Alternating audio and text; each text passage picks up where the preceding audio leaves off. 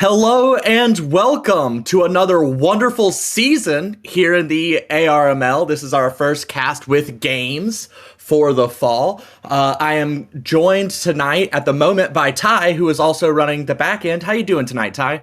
I'm doing good. How are you? I'm doing really solid. I'm super excited to be back in the commentator chair. It's been a while for me. Oh, yep. I think I was able to hop on the recap cast last week, but honestly, I'm back to doing my favorite thing, which is just watching some good old Armel games. Uh, And this is a good one to start too. We've got Mohan, Kate, Jerry, and Kayla at our first B1 table, and we were kind of chatting before the cast, just talking about B1 is kind of vicious this season. We see a lot of games already played, but for most of the people at this table, it'll be their first jaunts of the fall. Absolutely. And as we bring in here, yep, we have got Mohan in the driver's seat, starting us out. Kate over off to our right, Jerry across the way, and Kayla off to our left. Um, I wish I opened hands like this every single time I was dealer. I really like this. I mean, there's a couple of tricky shapes. The that 6-0 is kind of off on its own. That 5 mon coming out, I'm really I almost wonder if that was a misclick or if there was a disconnect right after it started, because I think the 4 pin also was pretty automatic. It's always unfortunate with you when you start with a disconnect. Yeah, it looks like the players might be waiting a little bit to give Mohan time here. well, But it it could. is a nice hand nonetheless. Let's see. Possibly, although, yeah, There it is. that's actually what I thought though, is that it could be that Mohan just counting his blocks and deciding that what he's got is good enough. Um,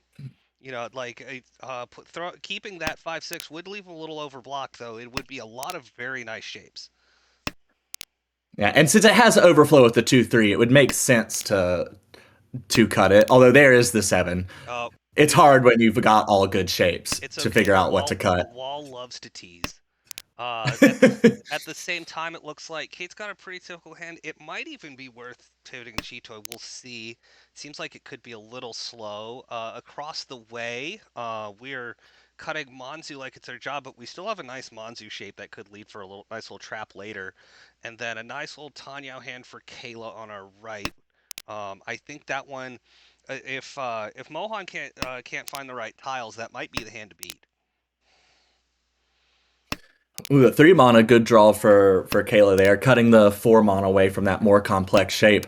I think there's two of the South still held in hand. No one's cut them yet. Obviously, it's Kate's wind, so she's obviously incentivized to hold on to it for a little bit longer. How are you on cutting guest wind Dora out of your hand, like Jerry has here across the table? I'll be honest with you. Depending on the other shapes in my hand, it might be one of the first things to go. It just feels like you're holding the pin to a grenade that you don't like. You don't know if it's you don't know if setting that's gonna go off in your face. So sometimes clearing it will be my favorite thing, but I tend to play that a little conservatively.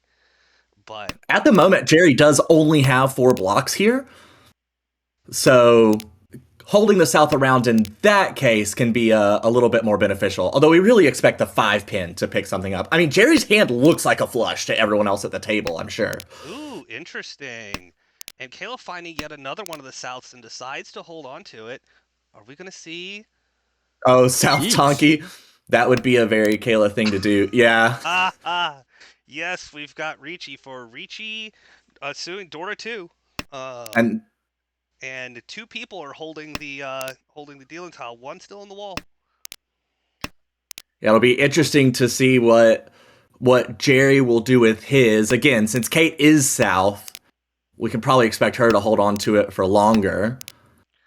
But for right now, it looks like we're just playing defense. No one's pushed anything yet. Only safe tiles have come out. The 9 pin is a pretty reasonable terminal Suji. Absolutely. The only thing I could see Mohan getting some danger, even though he doesn't have a dangerous tile, is that he might want to try to be Tempai by the time this hand ends, because he doesn't have anything dangerous in his hand, but he also needs to get to that ready state. Kate does have 4 pairs, so we could still see it. Well, no, there's only 2 tiles left. I kind of lose track of the wall sometimes when I'm not playing. We might see a Chi here. There, There's one more south G. somewhere. Oh, we're gonna toss that 5 to try to cut it tempi at draw, and that's where we stand. Last south was in the dead wall. But still, 1,500 points for both of the Tempai players. And we have another amazing hand here to start for Mohan. Wow, look at those Manzu. Would you go straight for the half flush here, or would you hedge a little bit, waiting to see what you draw? Oh no, this hand I love the flush here, especially given your floating tiles are mostly disconnected. Like unless the wall really gifts me Home. something around that 6-0, and especially now that there's like calls starting on the table, like I want this hand to go big. And calling to speed up is definitely a way to do it. What Kate just called was the east. Dora is the west this time, which there's one each in Mohan and Jerry's hands. This time it's Jerry's win, so Jerry with the incentive to hold it a little bit longer. And of course, if Mohan does go for the half flush, Dora guest wins are always nice. Absolutely, it's a great way to use one if you want to open up the hand. This 4-6 is going to stick around for now for possible speed purposes. The wall has not been kind yet. Um, it looks like Kate's just looking to do something a little quick here. Just shut this down and move it on. Across the way, we're still building over in Jerry's hand, and it looks like Kayla might once again have a nice little quick hand here. Well, could we see another Dorotonki?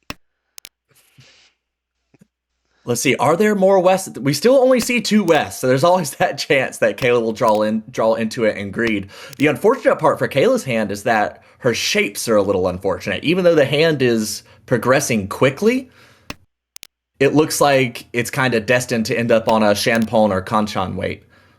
Although that Tuso cut helps. No, absolutely. And there comes a point where you just take what the wall can give you, especially with your competitors at this table, just not quite putting it together fast enough. Yeah, and I mean, Kate made that call, but absolutely nothing has gone right for Kate since G. then. I mean, Kate still only has 4 total blocks. Like, Kate doesn't have enough blocks to even get to Tempai yet. So she looks a lot closer to Tempai to the opponents than she actually is. Oh, absolutely. It's even though there goes the West and in and straight back out, no hesitation. Says I don't think you have it. It, yeah, and also after being burned by the G. Dora Tonki weight last time, Kayla holds grudges. Oh, now we've got some development for Kate. And that's And Eat. Ishanten. oh, ooh, let's see, that is just a Shava waiting for Formon 3-pin. Oh, And well, there's there's a one. Formon, but it works. It works in the hand. It would be a Furriton shape, but Oh, and the West pair up for Mohan comes and goes. it is a shame though that Kayla didn't call Ricci discarding the Formon, because then there would have been a guaranteed 4/5/6 Sanshoku. But I believe the 5 mon had just been cut. So if that's been cut and it looks like you have a Mon flush on your right, you kind of expect the 5 mon to not be available. Yep. Oh, and there's the last 3-pin, but that also fits nicely into the hand. So unless Mohan or Jerry decides to cut it, I think this weight is dead. Yeah, and without a 7 mon coming out, I don't see anybody discarding the 4 mon. No, it's very suspect, and I think feels like Mohan was really rethinking that flush there towards the end, which couldn't quite get it there. And Kayla picking up the bonus at draw. Yeah, Uh, two Tempais in a row. Losing a couple Ricci sticks does hurt a little bit, but now there's 2,600 in the middle of the table, and Kate may be with a dealer hand that could take advantage of that. We've already seen Kate's willing to call honors pretty quick, and she's starting off with a pair of the Hatsu here. yep, this could look like a quick call and go hand, which isn't always my favorite, but in the dealer seat with points already in the pot, this is perfectly fine. Ooh, Kayla drawing a pair of the Souths. I'm sure she'll be calling if an East comes out. Yep. If you And there's the squint, green. if you squint at that hand hard enough, that could be Chanta. Oh, and we believe too. It's Chanta. Yeah, Kayla loves Chanta. Ah, There's some inside information on my wife there. She's a big. Gee. It was like the first hand she fell in love with when she started playing mahjong. and this could also end up with the Sanshoku as well. This is beautiful.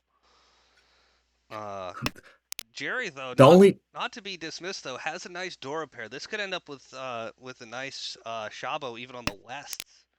If Yeah, she West Shabo would be, I feel like, the best. If you could get West one mon Shabo, that would be pretty neat. Although one of the one mon and one of the West have already been cut.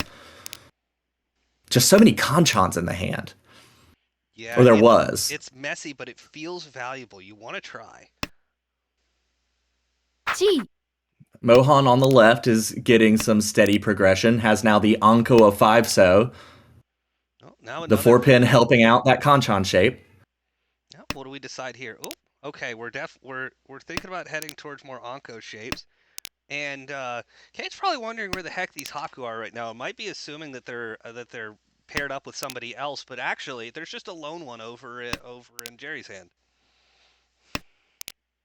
Yeah, Jerry drew that Hatsu on the first or second turn and has held onto it ever since. That would be a good way to speed up what looked like an otherwise slow hand, although Jerry, I believe, is one away now, isn't he? Let's see.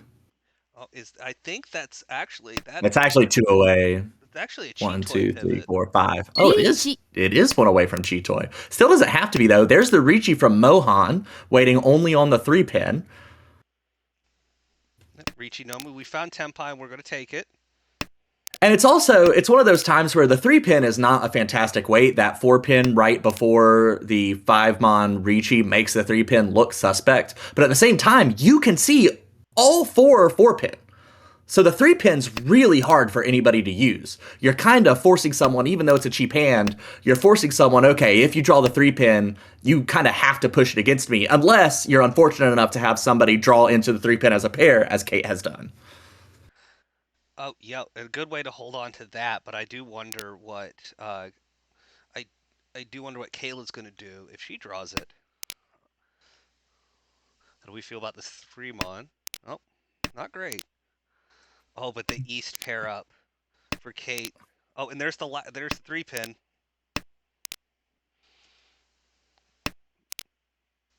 I mean, Jerry could just end up on a flush here. Yeah, discarding the pair of West, though, I think everybody's gonna. I don't think anyone else is gonna get to Tempai. Everyone's a little too far away to make anything happen. And yeah, we see Kate pass the call for that exact reason. Not enough tiles left to get there. You like to preserve your dealership, but you also know that there's going to be 3,900 points in the middle of the table if there's no sumo here, which we know that there can't be because we see all 4 3 pin. Yep, you really just hope to see this hand move along.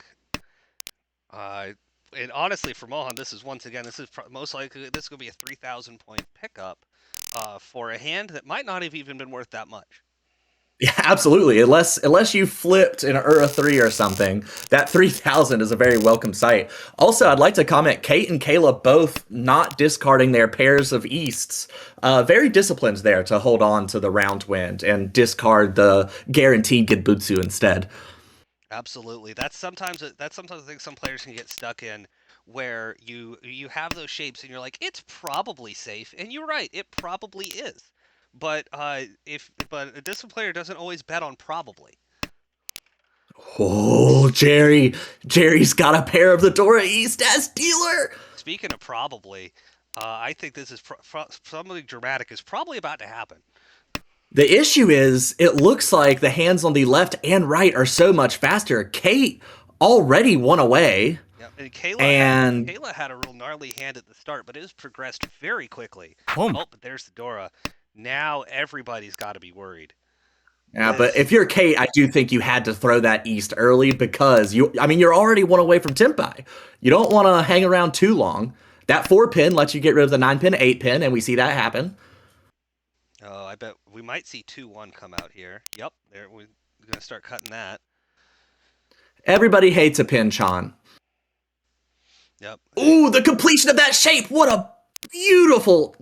Staying Dama! 5 mon 6 pin Shanpon. This is Ipeko Tanyao. Yep, Ipeko, That's it. Ipeko Tanyao. Ricci. Oh. Ricci for the Pinfu. Yep, very nice.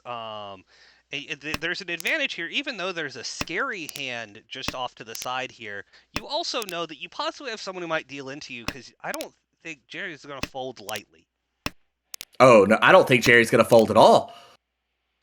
There's I too mean, much. you have a 12,000 point hand. You can see all the Dora. You're pretty confident that your hand's worth more than Kate. If you deal into Kate, it's really just going to be the 4,900 that you're really worried about losing. Ooh, that's 7 mon. Each. Oh, we're just going to send. No. Oh! Oh God, Oh that no! was rough.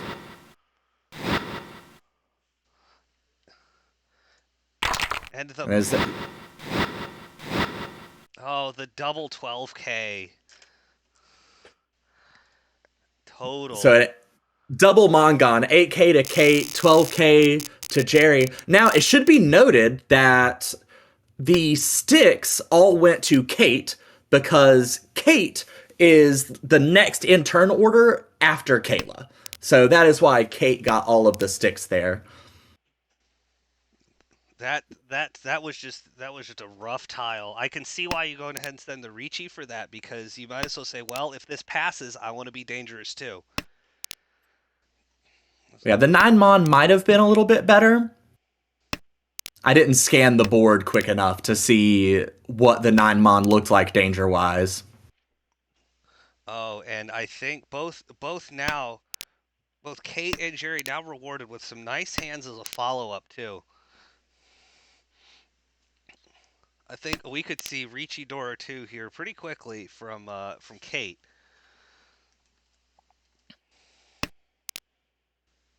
You really want to draw into that Rian con set, you get the pin fu. Although I'm sure if you draw a 4 pin or 7 pin, you're probably just insta slamming regardless.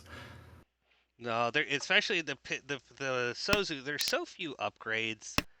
Like there, I don't know if you want to wait around. Uh, Especially when it starts to look like, especially dealer is starting to progress their hand. This is where to me for Kate, the best upgrade in Sozu is just to draw the 7 so and discard it, so that you can have a Nakasuji trap discarding the 1 so when you call Ricci. Oh, I like that. Speaking of upgrades, it looks like Jerry might be finding an Itsu path here, getting the full straight. Just need one of two tiles out of the four. The 9 mon would be great here. And you can protect your hand while going for that as well, since you have that complex 2/4/4 pin shape that you could discard from instead of discarding one of your Manzu. Absolutely. And oh, let's see. Just gonna get Tenpai first. How do we feel? We don't know where a lot of the doors. Oh, we are going to Dama for now. We want that pins. We want that Itsu upgrade. And there's a lot of upgrades. Shenpon weights are really good for finding upgrades. They're also good for getting yourself in Furitan situations, but we'll focus on the upgrades for now. Yep. Focus on the positive. We're gonna shift to shape. Pretend like we're still working on our hand. Hey, there's the 7 so. Yep. Let's see if the trap can be laid here. Not quite. Each. Oh, there's the There it is. Ricci, Pinfu, Itsu on the 4 mon. We can only see two of them. It's two in the wall. It's the final row, so it's pretty easy to play defense against. Yeah, a lot of opportunities to back off here, but with how this game's been going, do we really want to keep giving the dealer opportunities? We're at 4 repeats. Well, the 4 repeats have not mostly been dealers winning. It's been handoffs. Oh yeah, still, but that just increases the amount of just ambient danger in the pot. That is very true. Oh, there's the last 7.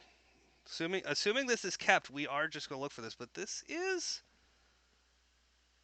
I mean, 2 pin is safe. 8 mon is safe. Yeah, we don't want much to do with this. That's Tempai. リーチ。I think I would have liked the 2 pin cut the most. Ooh, cuts the safe. We got Ricci Dora 2 chasing in, throwing that 5, setting the 2 trap. The 2 trap looks good, but set some more disciplined tiles first. There's 1, 2 in the wall. The rest are held, and I don't think we're gonna see them. Probably not. Although it is always tricky playing defense against two people at once. Even though you know Riichi Suji isn't good, when you don't have many options, you're trying to play defense, the timer's clicking in your ear. It's very easy to do little mistakes even when you had slightly better options. Yep, that timer is definitely what makes a difference. When you're playing in person, even at a table that will play at a pace that feels similar to this board, like you can take a moment. There are moments where like you'll be forgiven for thinking for a second, but there is no forgiveness from the Tenho timer. Your time's up, your time's up, and it will throw whatever you're hovering over. Well, and now Jerry opening up with two complete shapes. The rest of the hand isn't fantastic, but really easy to draw around that 6 pin. It's Dora Soba right next to a Dora 7 pin, so very easy to get more value out of this hand, but you can't open it up is the only issue, at least not yet. No. The Wests are a good defensive option, but if I'm Jerry, I don't really want to be thinking about that right now. I want to see some points move on this board. There have been some that have moved, but they've all been from Kayla so far. Kayla's looking to get back some points here, but the board is otherwise relatively even. I wonder, I think Kayla started with the pair of Chun and didn't take the pawn on Mohan's first discard. Might have been waiting for the second one to come out. Yep. But I'm not 100% sure about that. Could be looking to see if there's some upgrades. Just doesn't want to cheap out on the hand just yet. It's a little bit of a messy hand. If you're Jerry, I'm sure you're wanting to draw a 6 pin or 8 so. If you don't draw, ooh, the third Chun. I see what you're awing at. Yeah. Oh, that's pretty. Your patience is rewarded. Each. Oh, this is Furitin. This is a Furitin Riichi from Jerry. Waiting 6-0, 9-0. Riichi Nomi. Riichi Nomi, and actually a fairly live weight from the wall. We can only see 2-6 though. The rest of the other two and all of the 9-0 are on the wall. Well, there's the same weight for Mohan. The 9-0 obviously would not be a winning tile for Mohan because it would not be all simples. Oh, that means a 6-0 could be really rough here coming out of the wrong hand. But I don't think we're going to see it, though. They fit quite nicely in both people's hands. Well, now I could see it coming out. 3-0, 9-0 in the dealer's discards. But, I mean, no one can deal into dealer. So you can't get a double Ron since the dealer is Furitin. True. Just doesn't feel right. Still no 9-0. Ooh. Kayla could be tempted out of that 6-0, though, with now that there's a better shape. Though it looks like Kayla's just playing defense, discarding her Anko of Chun. Yeah. And Kayla playing a very disciplined manner here. There can sometimes be this feeling whenever you're down points like this, where you feel like you're obligated to play very sketchy situations because I'm down. I need to get back up. I gotta play like this, and that's not necessarily true. Ooh, now Mohan's Furitin as well. I feel like 5 pin or 8 pin would have been the best way to try and keep a tempai that might not be Furitin for forever. Riichi. Oh. All right, now we have a Riichi. And that's a live weight. Yeah, 4-0, 8-0 can sumo for 3 concealed triplets, but all of them are held. And 3 of them are held in the Riichi hand, so obviously Jerry's never discarding them. Oh, and there's the last 6. But Kayla just says, I don't want anything to do with this. There is one still live 9-0. It is entirely possible that Jerry could win this. Nope. It comes and goes. How do we feel on this 5 pin for Tempai? We want to keep it. We see all 4 7 pin, so I would discard an 8 pin. Yep, perfect. A good read and a good and another repeat. We are at 6 repeats and 4 sticks on the board. I mean, the center of this table has been worth just a mountain of points. It seems like this entire round. It's like we'll go 3 hands with nobody winning, going exhaustive, and then someone will hit pay dirt. But This isn't even the first time the pot's been like this in the middle. Yep. 5,800 points just in the center is crazy. No, and there's definitely some incentive to play quick here. There's no such thing as a cheap hand anymore. Though Kayla's definitely looking to make this one expensive, though. Dora pair and some good shapes to work around it, too. If we work well, that could be our pair for even a Pinfu hand. Ooh, this 8-mon could be interesting, though. How do we feel about Ipeko this early? Eh. Oh, we're thinking I about feel it. like if you're I don't like cutting the 4-mon away from the 4-5-5. And honestly, I'm not a huge believer in the holdout for a Peiko here, just because all of our shapes are good shapes. As dealer with so much in the middle, I don't want to push too hard for a hard to complete, slightly more valuable hand. When there's 5,800 already in the middle, I kind of want to just keep on my Ryanman. And we actually see now the 7-mon coming out anyway, and we just have kind of a normal one away. Yep. We're just going to go Not and break away from that for the Pinfu shapes. keeping the 1-so, a slightly safer tile to discard once we get to Tenpai.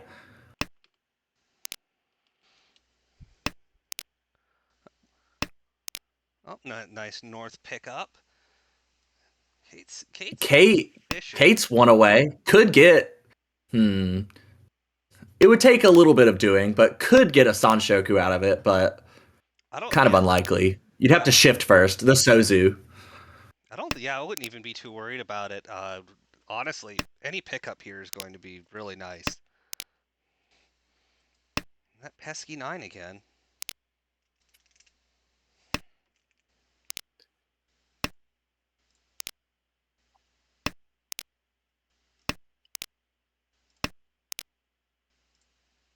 It's just these hands just aren't getting there. I mean, Kayla's perfect one away. Jerry has been had 2 Rionman one away for forever. All right, there's the Ricci waiting 6-mon, 9-mon. Ooh, and now that 9-mon that we've been holding on to in Mohan's hand. Oh, what a danger it has become. And it's right next to 8-mon. Oh, there's the Apatsu deal-in. So Ricci, Apatsu, Pinfu, Dora 2. No Ura, though. Lucky for Mohan, but that definitely is helping get Kayla out of the hole.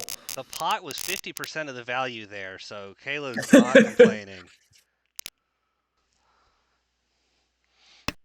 And it is rewarded with a nice little quick pickup hand. You love a pair of a callable honor and a Dora in your hand as dealer. I'll take those 2 Han every day. Absolutely, especially from this position. I want to run the repeat counter up from Kayla's position as many times as I've already seen it.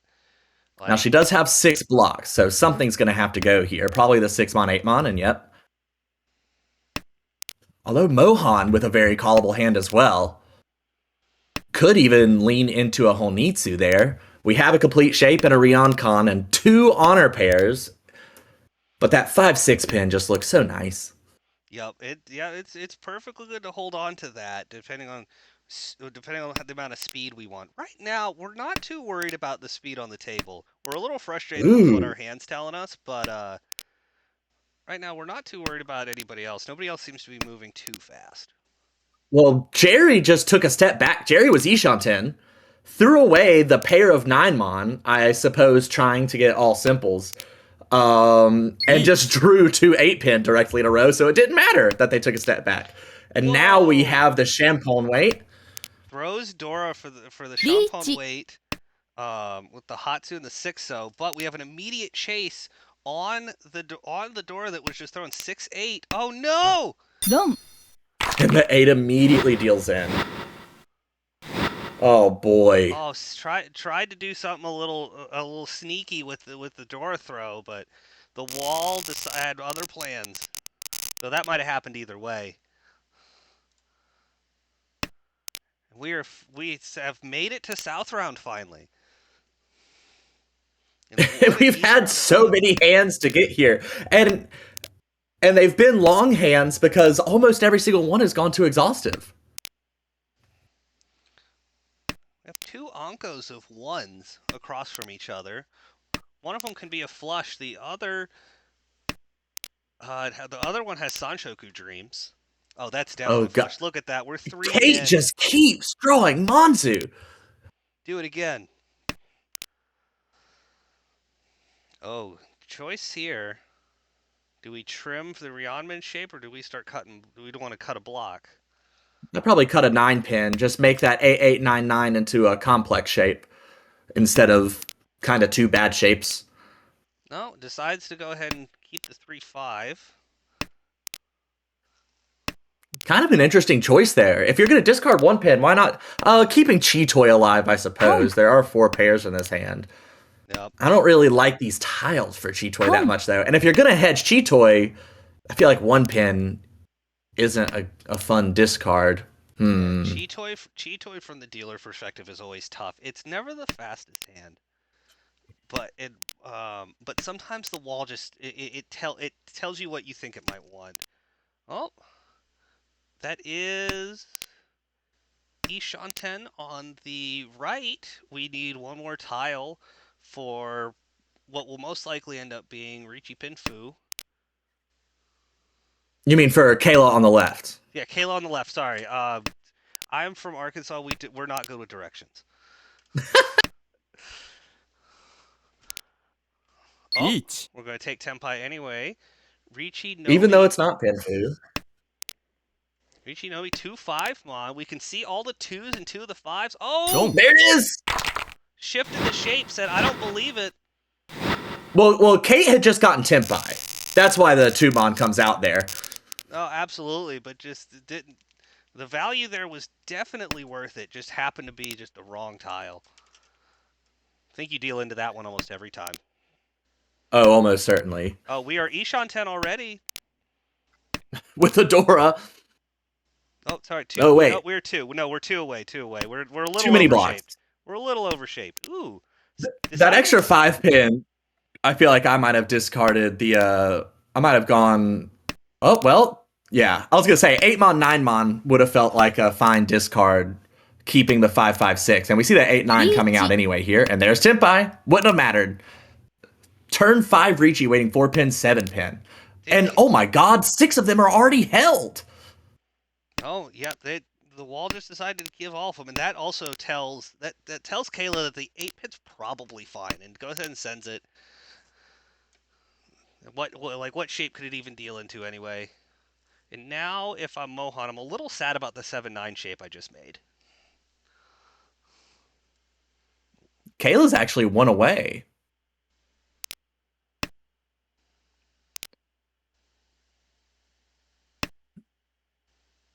It's always weird playing against these early dealer reachies because it's so early you're like, well, you can't really play that much defense because you don't have that much information. Yep. But at the same time, some hands an early 5-pin discard like this could make some pins you safe, but like it was run 2 turns later, so there's only so much you can believe off of that.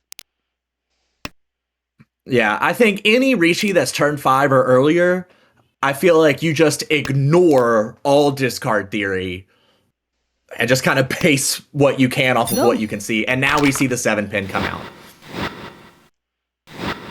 Ishidora, no Ura, but gets the repeat. And actually, that's enough to drop Mohan into last there. Oh, yep, we get flip. Despite the double Ron, Mohan's now the one that's having to chase. And he's gonna have to make up some ground quick, having his last dealership already passed. But has a nice quick hand to try to challenge that though.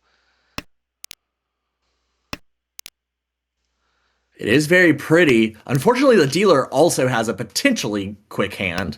We need a couple of upgrades, but when you're able to call, that makes getting those upgrades much easier. Oh, absolutely. And now we've got a few more callable shapes. Unfortunately, one of them's very awkward around the Dora. But when you're dealer, you don't care too much. No, and with the 6 blocks, which block would you discard first? As Kate. As Kate, I feel as though... About to say, nope. Well, that wouldn't have been my answer. I just think that 7-9 just feels a little awkward. I can't pawn Although the 5-pin's also a pretty good choice because I don't expect people to be throwing 5-pins at me after I've started calling. Yeah, but you don't need to because they are going to toss the 9-so at you. But this is turning into a Chanta. I think that's the main reason the 5-pin is getting discarded here. Gotta have that Chanta vision. I Oh, think it I is probably would have been rewarded. absolutely beautiful. Is there an 8-mon sitting out in anybody's hand? No. And the 8-mon doesn't really fit in anybody's hand either. Jerry maybe could make use of it, but not really. So anybody who draws an 8-mon is going to be in a little bit of peril here. Oh, doesn't matter. The Kate will wall just caught sumo. him. Oh, Yakuhai Chantadora 1. Very nice pickup.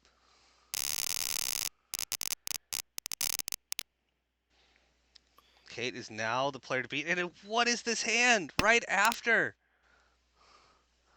Oh, wow. And somebody's Tempai on 2-so right at the jump.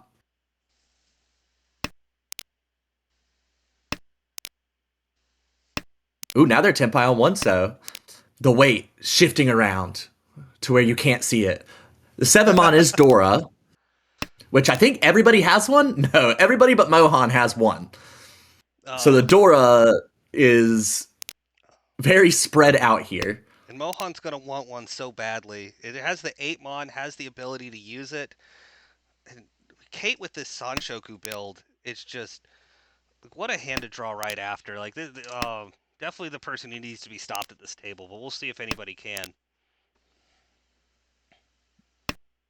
I mean, we're still only in South 2. Jerry and Caleb both have dealerships left, and we've seen the number of repeats that have been happening here, even if they haven't all been wins. There's been a lot of opportunities for hands to be built.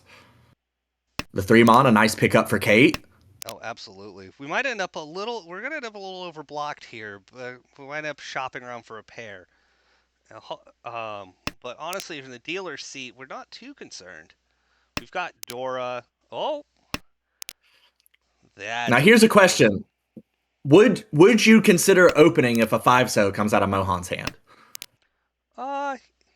Yes. I tend to like these kinds of almost like these kind of situations because if I can confirm that Sanshoku, even if it's a Tonki weight, the Tonki weight can be whatever I want it to be. And it's even possible to shift it towards something around the Nobiton because I haven't dropped any Sozu yet. So I could make it the 1, 2, 3, 4 shape if I really wanted to. The only thing I can't do is build anything around any of my other Sanshoku blocks because there's a risk that you lose it and technically it's not a winning hand. Ooh. So we've got 8-mon weight for Kayla. Ricci Dora 1. Didn't quite get the Sanshoku, but we're just looking to get some points here. I think we're good. We're trying to. We could have had the Sanshoku though. リーチ Oh, but sends the chase straight in. 5-so, 8-so. Oh, but the 8-mon sumo! The reverse Sipatsu! Oh, just had to donate a stick and some Uro to boot. And now Kayla's back in this. Yeah, that changes the landscape of the table. It was very much third and fourth and first and second there for a while. But now Mohan kind of has a lot of ground to make up. And like you said, no dealership left to do it. Yeah, but Jerry's going to take his chance now. We'll see what Jerry can put together. Yep, Jerry doesn't have the fastest, but this could develop with the right draws. Mohan across the way, though, definitely is building up some value. I was going to say one door visible. We just had 2. We're killing the value instantly. So, we'll see. I mean, that hand... I almost feel like Dora cheapens that hand. This hand feels like it's going to be Sanshoku, Ipeko, Pinfu, some nonsense, Tanyao. Like, this is one of those Hanumans without any Dora hands that Mohan's got going over there. As someone who's played Mohan before, I can attest that that he is very capable of doing so as well. Very disciplined, very good at looking for value. And Ishanten now for that beautiful hand. No, we said we didn't want that 2-mon already. Send it back out. We are wondering where the Hatsu is. Jerry's found a way to probably shut this down quickly. A question for you: do we maybe try to call some of these penchant shapes early, hoping that we'll go find that Hatsu? Yes, with this point line as Jerry, I think I absolutely, and with all the Dora being discarded, barring リーチ something crazy like what Mohan just put together, most hands aren't going to be very expensive. You can't really count on someone having Richi Penfu Tanyao Sanshoku all the time. Yep, Sanshoku on the 5. We can see 2 of them, 2 in the wall, 2, and we can also see 2 of the 8. So about 50-50 on pulling this in. Let's Now that see. the Richi's been called, though, I think I would just 100% fold as Jerry. No, some of these tiles are very spooky. Uh, we're not in a bad position going into all last. I'd rather not having to be fighting for second from Jerry's position.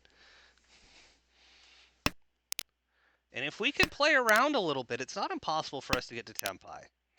Actually, we're Ishan 10 for an Itsu right now.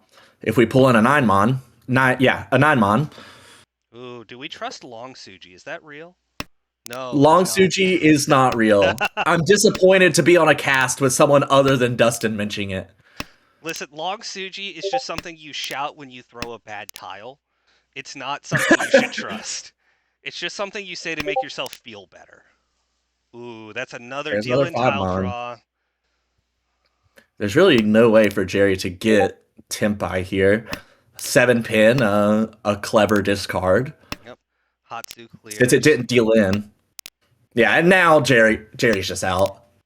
Yep, I think we're all backing away here, which is Kayla understandable. out as well, yep. Oh, I'm getting pinged. Oh. Oh, the Discord's going off on stream. Let me fix that real quick. Thank you all. Thank you to the people in the comments. So, all right, that should be fixed as we go into draw here. And that 3,000 is not nothing for Mohan. Especially with Kayla being the final dealer. You're thinking about how that Ricci, or not Ricci, how a Sumo is going to pull more from Kayla, and she's your closest competition. So you don't need a Hanuman. A Mangan Sumo would be enough for third place for Mohan. Yep, and thirds and honestly, with this point spread, it wouldn't be the worst third either. The thing that Mohan almost wants to avoid as well is Caleb Krog above 30k, which would shift the Uma very much against his favor.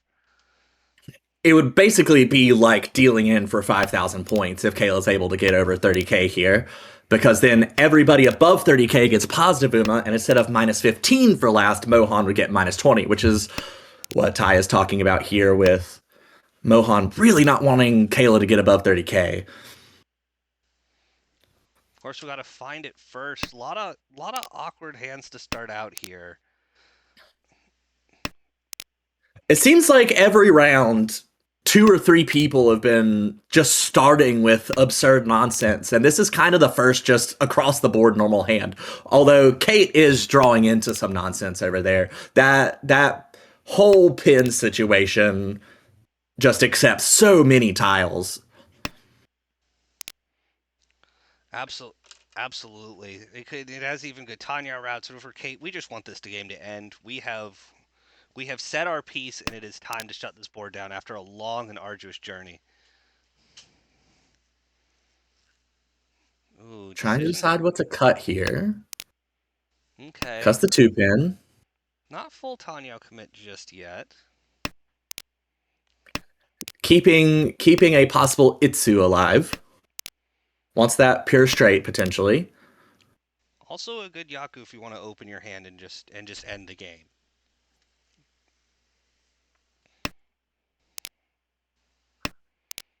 Speaking of Tanya shifts, though, it looks like Kayla wants to go ahead and shift this down. Go ahead. Kayla's condition here is honestly just to try to win as much as we can. Are we gonna? And then keep winning. It's not even a far off goal either. We're not that Gee. far from our opponents. And like you said, even if you're still in third, if you're third above 30K, you're in a very acceptable position. Oh, if this 2 comes out, this Gee. will be Tempai only on the 4-pin for Itsu. Now, Gee. Kayla. Yeah, now we're opening up. Ishan 10, 1 away. Oh, what good hand building from Mohan, though. We might have a dangerous hand here, but might end up having to cut a danger tile. Probably not though. For you to get your Mongon with that hand, you really need the Ipeco, which would require both copies of the 4-pin and both copies of the 7-pin. This is true. This is true. This 4-pin, there is one in the wall. So there is a chance still might see it.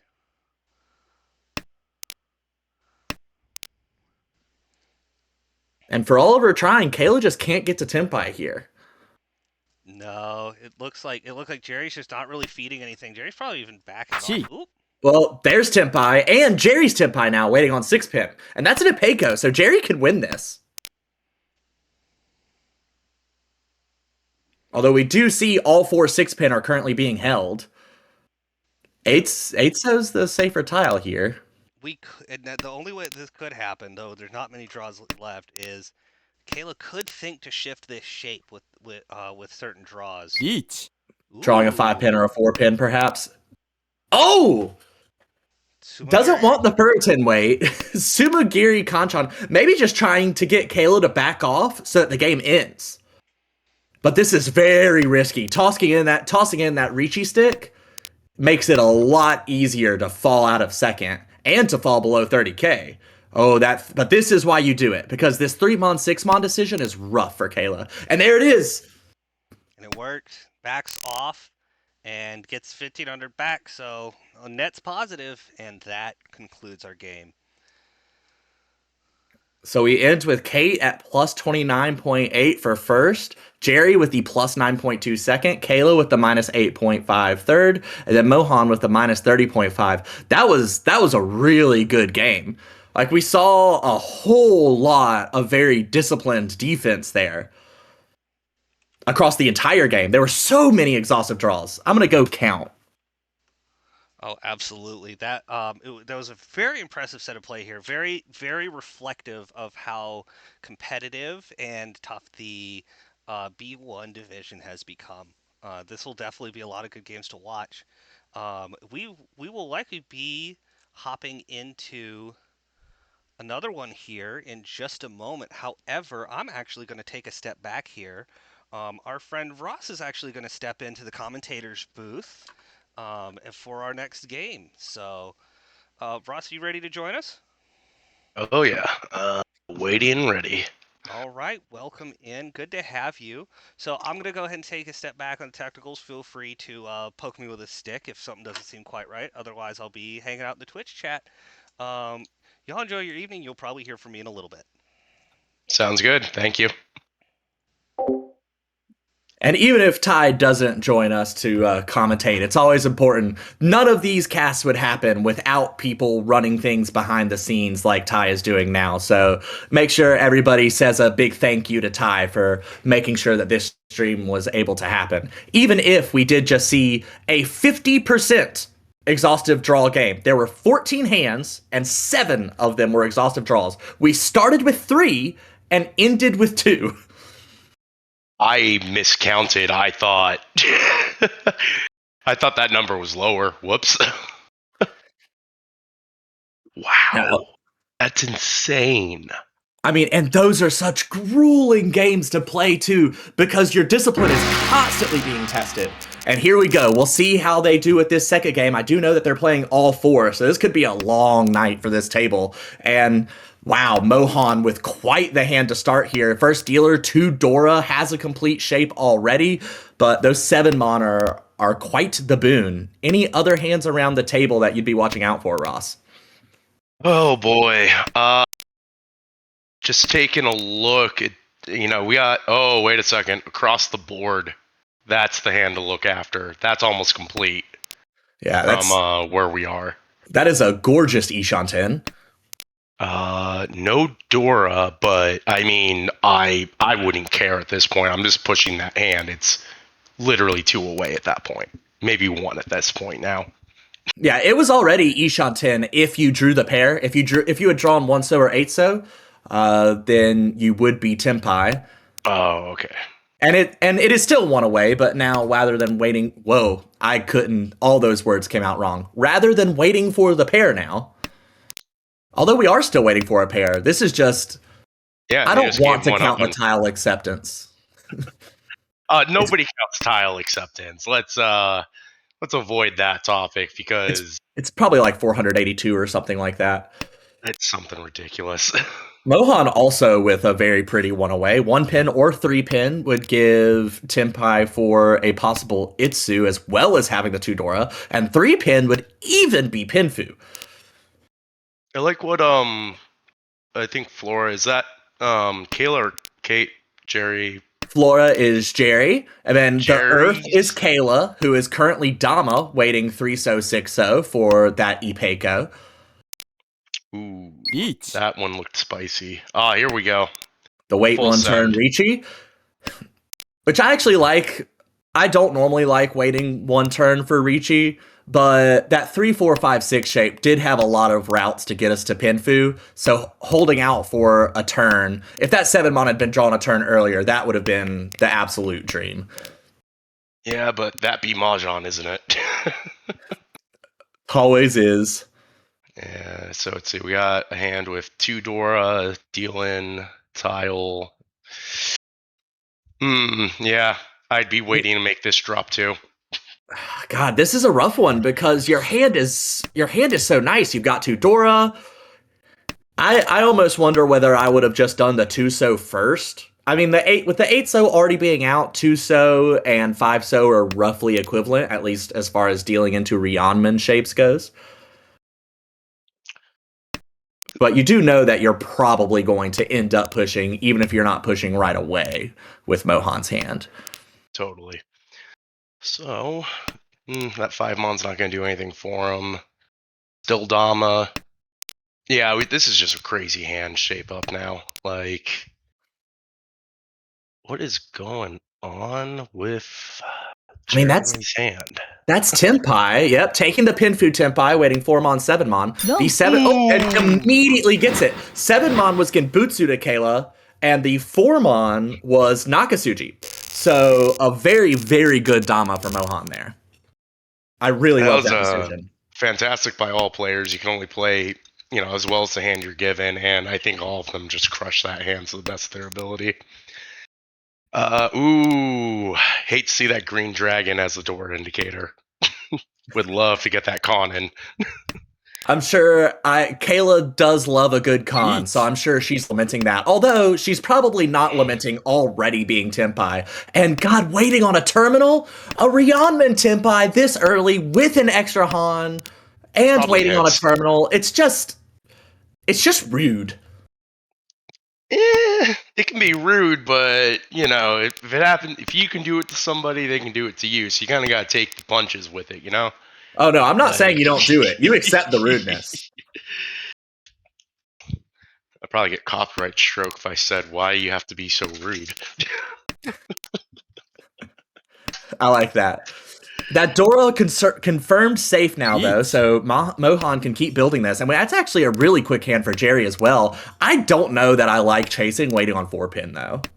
I'm not a huge fan of waiting on the any of the Tauntaun middle chase. Tiles. Like, the closer you get to a 5, like, you've just got to know that you're in the danger zone at that point. I mean, it is Tanyao, so it's not a worthless hand, right? Like, it's worth chasing with when you're going to have 2 Han. But 4-pin's going to be rough coming out of anyone's hand but Kayla's. And, I mean, well, it's a good trap. I mean, look at what we're doing with right here. Like, clearly holding on to what they believe there it is. Deal in tile. There it is. Yep. Wow. I bet Kayla's furious right now. Hey, I at can least it wasn't just one Han. If it's one Han, then total rage. But two Han, you're like, all right. Like, you did make something out of this. And another beautiful hand for Jerry here. A possible 456 Sanshoku, so many good shapes. Not really a full, like, determined 5 blocks yet, but yep, that's fixed. Of course it is. Always lucky, never What would you punished. toss here? This is an interesting decision. Uh, so the smart money would be to toss the Tuso or Formon. I might play dumb and try to fit a Tanyao in there as well and get rid of my head for the 2-9 Sos. Wow. So Pinfu Sanshoku just not enough for you, huh? Although No, like, Pinfu's going to be a little hard here. yeah, that's going to be the real issue. Like, you have 3 5s. Now, barring, like, the 4th, like, you do have a backup head in there. So, I mean, you can still work it. I really like the Formon discard. That's actually what I was going to suggest. Keep the 456 Sanshoku alive, but if you draw the 3 you have 2, 3, 4, 5, 6, and then you have the San Minchan Richi. And just any Richi 3-sided weight is usually going to be worth it. You see, this is why I always fail the what would you do's. I like to play for craziness instead of logic. Hey, craziness works out a lot of the time, I've found. Kate possibly thinking Suanko here, although more than likely it's just Chitoy. It'll be interesting to see if Kate does call pawn if one of her tiles comes out. I do like that hand, though. Nope. Anybody else? 1 There's the Only Richi. one person drew a Dora into their hand and kept it, and they weren't even the win seat. That's harsh. You gotta hate those wins when they become Dora. So where do you find value in this hand? The 7 pin, the they winning have a tile for Sanshoku Jerry. going as well. Oh shit. Pardon me for swearing. Yeah, I've I just don't mind. taking a look at the field here. It's 2 Sanshokus. Now that's something else. Like, yeah, if you All drop of, the 4, all of Jerry's winning tiles kind of being held up now. I don't see the 7 pin coming out of Kayla's hand unless a 4 pin comes out first to make it Suji, or she gets Tempai. ooh, that 9 month's not going to help his chances for the 7 or 7 pin. 相撲 Oh, but there's the so- final one in the wall. Just Sumo. So Richi Sumo, any Ura? No Ura, but that's enough to put Jerry over 30k. A nice little 1k all. And we finally move into East 2. God, and this is another quick hand. And on the left, Mohan with a pair of Haku and a pair of Hatsu. On the right, Kayla with a pair of Chun, a complete shape in the Mon, and lots of good pin tiles. Like, this is just an electric table right now. Even Kate's hand, though lagging behind everyone else a little bit, is still really good. Possible 3-4-5 or 4-5-6 Sanshoku, either way. Almost certainly now. I can only imagine that, as players in the community, we've played against them, like, at some point. And, yeah, some people just have natural luck, it feels. Like, all the tiles just like to flow into their hand. I mean, it seems like this whole table has had some amount of flow.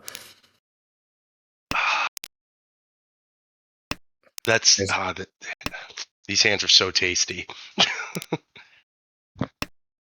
So Jerry probably with a little bit of an advantage being Ishanten, a nice dealer Richi, wouldn't go amiss.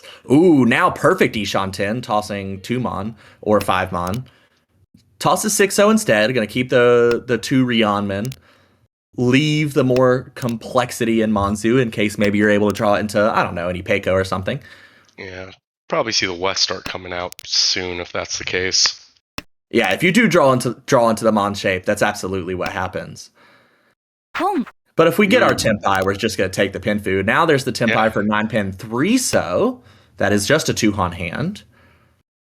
But had they not made that call, they would have been able to con the White Dragons. Got a feel for it. We haven't really seen enough of this of this table's decision making to know whether those cons are getting called in situations like this. We do see Kayla making the Honitsu shift. Chi. Honitsu is goated, in my opinion. If you ever just need to like get out of a hand, probably the best things you could do for yourself. Just aim for Honitsu. Yeah, aim for Honitsu so that every tile in the other two suits, everyone else knows they can get from you. It's really a false helps. sense of hope. They think they're gonna win until you do. The Monsu do look very safe here, though, and that's what Kayla has to get rid of. So a little bit of an advantage there. Might even think about cheating that 7-pin just to get rid of the last mon, although it doesn't actually progress you any, so there's not any benefit. Oh yeah, there's already 5 blocks there. I don't even know why I said that. That wouldn't make sense. No, that's fine. It's just what you said is what's important. I had some people from Richinomi give me some study sessions, and they said exactly what you just said. Like the move that the tile you discard, it has to help your hand. If you make a call or something like that, and it's not helping your hand, we got to run and double wind. Nice. But Jerry was never able to get Tempai. Anyway, so that advance your hand. I would have been really curious to see if Jerry was willing to discard the Chun. I've been in that situation before where you think it may or may not deal in, and I heard you guys talk about, earlier, like your own dose of copium. I just say, F if it deals in, it deals in. Like I had nothing else going here. Hey, I feel like that's the right attitude to have in Mahjong. This is one of the weaker dealer hands we've seen opening up, and that's with a complete shape and 2 pairs and a Kanchan. A floating Dora, maybe the North can be worth something. Kate has a very good hand cooking on the right. Possibly Peiko.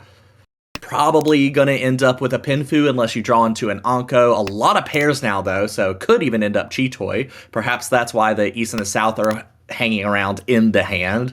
This isn't a hand, despite how many Sozu there are, this isn't a hand that screams Honitsu to me. Like, anytime you have a 4-5-5, I just feel like anytime you throw away that good of a shape, it always comes back to bite you. The wall's like, all right, you didn't want what I gave you?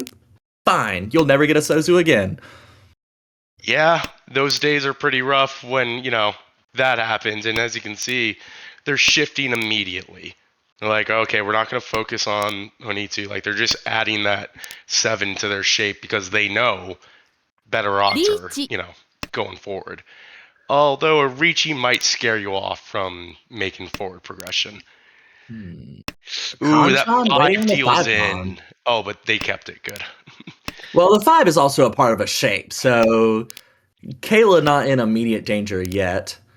Discarding the pair of 6s, has a safe 1-mon. The North hasn't been discarded yet. Ooh, there's the con. Ooh, indoor con, and it flips your Dora. Let's go. Oh, now we're gonna see some first class folding, I'm sure. There's only 1 5-mon left in the wall. I can't imagine anybody discarding 5 mon. I've seen dumber things happen. Let me put it that way. Maybe if 2-mon and 8-mon come out and there's a Nakasuchi trap. But this table has not been... There have not been a lot of pointless deal-ins at this table. In the first round, like we said, 7 exhaustive draws, a lot of great defense, a lot of well-chosen timing of the defense. And I kind of imagine we're going to see that again here. It's kind of all about where that final 5-mon is. Chi. I wonder, if dropping the North would have been a better choice. Never mind. You just get, another North to replace it. Get a 9 to replace the North. 1 away from... Oh, no! Oh, no! Kayla dealt in on the 5, was 1 away from Chitoi. And had 2 Dora. Just a Mangon is honestly a good result there. And bringing it back by getting 2 North wins immediately. So, a little punished, but, RNG is giving back right now. And has a Dora Tuso in hand, so could be a quick 2 Honor to shrink the gap between 4th and 3rd to go into the South round. Now that West is going to be called by Kate. This is either a Honitsu or a Chanta. Could be either. It's going to be Honitsu. No, oh, wait. It could be both technically too at this point. It could be, absolutely. That Tumon definitely cemented it, though. Actually, Jerry could think about a Mon on E2 as well on the left. Ooh, yeah, definitely going for that. Kate's going quick here. Really wants to Huh. solidify that on E2. Don't drop it, bro. What do you think? What do you think of that 3-Mon Chi? That's what I think. I think that it's unlucky I that don't. they're filling in all of their shapes quickly. Well, but the now. 3-Mon, I don't know that the 3-Mon Chi helped. Like we had 1-1-1-2-3. We cheated the 3-Mon, Oh. and now we have 1-1-3. Like I don't know that that actually did anything for us. If anything, it's left us in a situation where it kind of feels like we might end up. Well, there we go. We got the Always, 4-Mon. always lucky, never punished. Just, I don't know what to say about that kind of luck. Oh my mean- god. Oh my god. I Wow. called it. That's clown behavior right there. When I see that sumo come down on the table, I'm always like, all right, whatever. Like, what are we to do? That's one of those instances where I might say, seriously? Come on, seriously? But as dealer, you're taking whatever you can get. Easily. And then, as we've seen, like, all of them are just doing whatever they can to hold on to their dealership as long as they can. So The hand's not quite as good around the table this go around. Kayla maybe had the best hand to start, although that's not.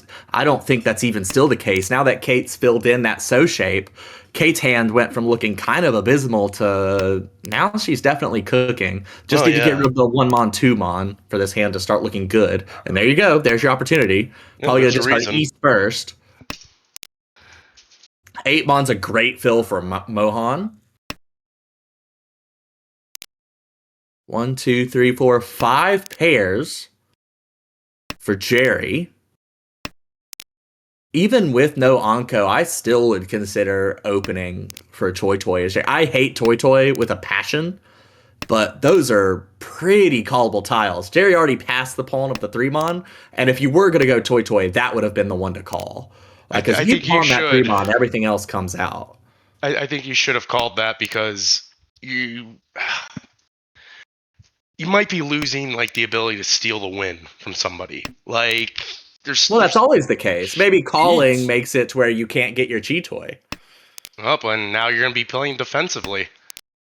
So maybe you were right. I think you might have had the right idea there. The 9-So is one of the deal-in tiles, which is going to make basically 7 pairs kind of the only option for Jerry now. Mm-hmm. But that's Richidora 2. A sumo would be a Mongon minimum. Nice, good discard. I totally feared they were going to drop the 2 because they picked up a 3, but then I saw they discarded one slightly earlier. 2-pin is Dora. So I would have been pretty appalled to see Kate discard the 2-pin there. I mean, I've sneezed and discarded the wrong tile before. It happens. I mean, that's fair. That's fair. But if we always account for misclicks, we'll just be ravaged. The West now actually is almost certainly going to deal into Jerry, I feel. Deal into Jerry, I feel. Oh, nope. Didn't feel comfortable discarding the 1-pin. So just discarded the West instead. It is Dora Silva. Oh, we decided to full send. Okay. Let's go. And that West, that Mohan kept for a single turn, kept it, and didn't deal in. So really, really good timing for Mohan there. Oh, they kept all the tiles. They could still technically con this. They could. I don't know why you would at this point. It's way more dangerous to add a con at this point, but hate to see it. I mean, the only time you might con is if you're like, there's absolutely nothing safe in my hand. Maybe I'll con into something better, although I feel like that's dangerous. And there we have the Nobuton Sumo for Kate. Ricci Sumo Dora 3 Ura, jeez. Kate just laying the smackdown now. I mean, Kate just is getting absolutely everything she wants.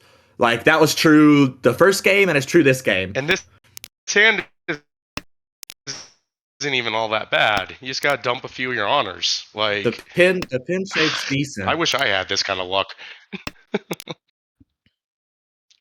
Let's see. That's a I mean, Dora. everybody has a Who bunch else of has honors. Dora? That's the big thing here. Like the one time Kate doesn't have a 2 away opening start, everyone else also has 4 honors in hand. Things definitely going her way here. You want to ride that flow as long as you can. You just absolutely have to. Flow is flow. You take it when you A can. lot of We've seen. conchons in the Mon for Mohan. I mean, bad shapes for Huh. Jerry. I mean, What's too many pairs for Kayla. Like no one's hands look great here. So Kate really has the advantage. so if I'm Mohan right now, and I'm just looking at my hand with the way it's forming, I'm dropping the Dora like this round. It's not helping your hand at Gee. all to keep it. Like just and you gotta take that out of your hand before it bites you in the butt because you could think like, oh, I'm trying to add value here, but what are the odds it's going to come back to you? What they don't know is like 3 of the 3 pins are in other people's hands. Like you got to get rid of that ASAP. Before that Formon discard, I was wondering if Mohan was just thinking about going Dora Tonki. I mean, this is a very aggressive Sanshoku push. Like, Yeah, I'm not a that's big fan of it, to be honest. Like it feels there it is. Now I feel a little bit better because the most dangerous style you could deal into has been dropped. Perfect. Yeah, but this is working out way better. you also guarantee that you're only going to have 1 Han. Like, there's no way to make this more. And now we have the Tanyao Tenpai across the way for Jerry, waiting on 7-so. Very, very nice. When you have pawned the 5-so, makes that 7-so real hard to use. And now we have Tenpai waiting on 9-pin for Mohan. I think somebody else is Tenpai too. Well, there's the Sumo. Don't matter. I mean, yeah, I mean, okay. I'll take that. I mean, you took, 2 home mistakes, 1,000. You got to build some flow. Like you're pretty close to the leader. Like getting them off their dealership could be a priority for you to try and, push your hand forward Hey, and whatnot. when I'm trying to get someone off dealership, I usually don't start cheating Rionmen that leave me with like 2 Atazukes I have to fill in. But obviously it worked for Mohan. It That's doesn't work for everybody, but I don't know that it would ever work for me, but you just have to have the right spirit inside of you. Jerry with a very quick 2-pin call. We have the Anko of Chun, so that makes a lot of sense here. You'd really like to draw the Dora 6-mon. Be just as good as getting a Chanta here. Ooh, what a pickup. Wow. I don't know about discarding 1-mon, 3-mon. I feel like I might have started 9-mon, 8-mon instead. No, I would have pushed Honitsu immediately. Well, 9-mon, Like, 8-mon, it still takes you towards Honitsu.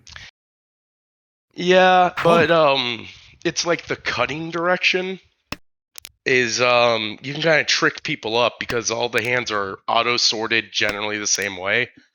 So with that knowledge, you could just be telling people like, "Oh, I don't need these lower tiles at all," and then they would Wait. think like, "Oh, I can get rid of my higher level tiles." What does the auto sorting have to do with anything? It's just the way that the hand's sorted. So like, if they see a 1-mon come out and then they see a 3-mon come out, then they know like, okay, like they might have another Monzu shape, but it's unlikely they're going to be using it. That's kind of the way I see it. But what does auto sort have to do with that? That's where I'm confused. All right, Wait, the South Tenpai for Jerry. I mean, whenever you discard out of hand, right? So whenever someone Tadashis, they discard from their hand, it comes from a random place in the hand from everyone else's perspective. Like they don't see where in the hand it comes from. Like Tenho randomizes where it comes from, or it just always comes from the same space, kind of in the middle. Like it doesn't show you where it's coming from because exactly what you said, people could utilize it. But this Ricci on the left is going to be waiting 5-pin, 8-pin, 3-so. A very nice wait there.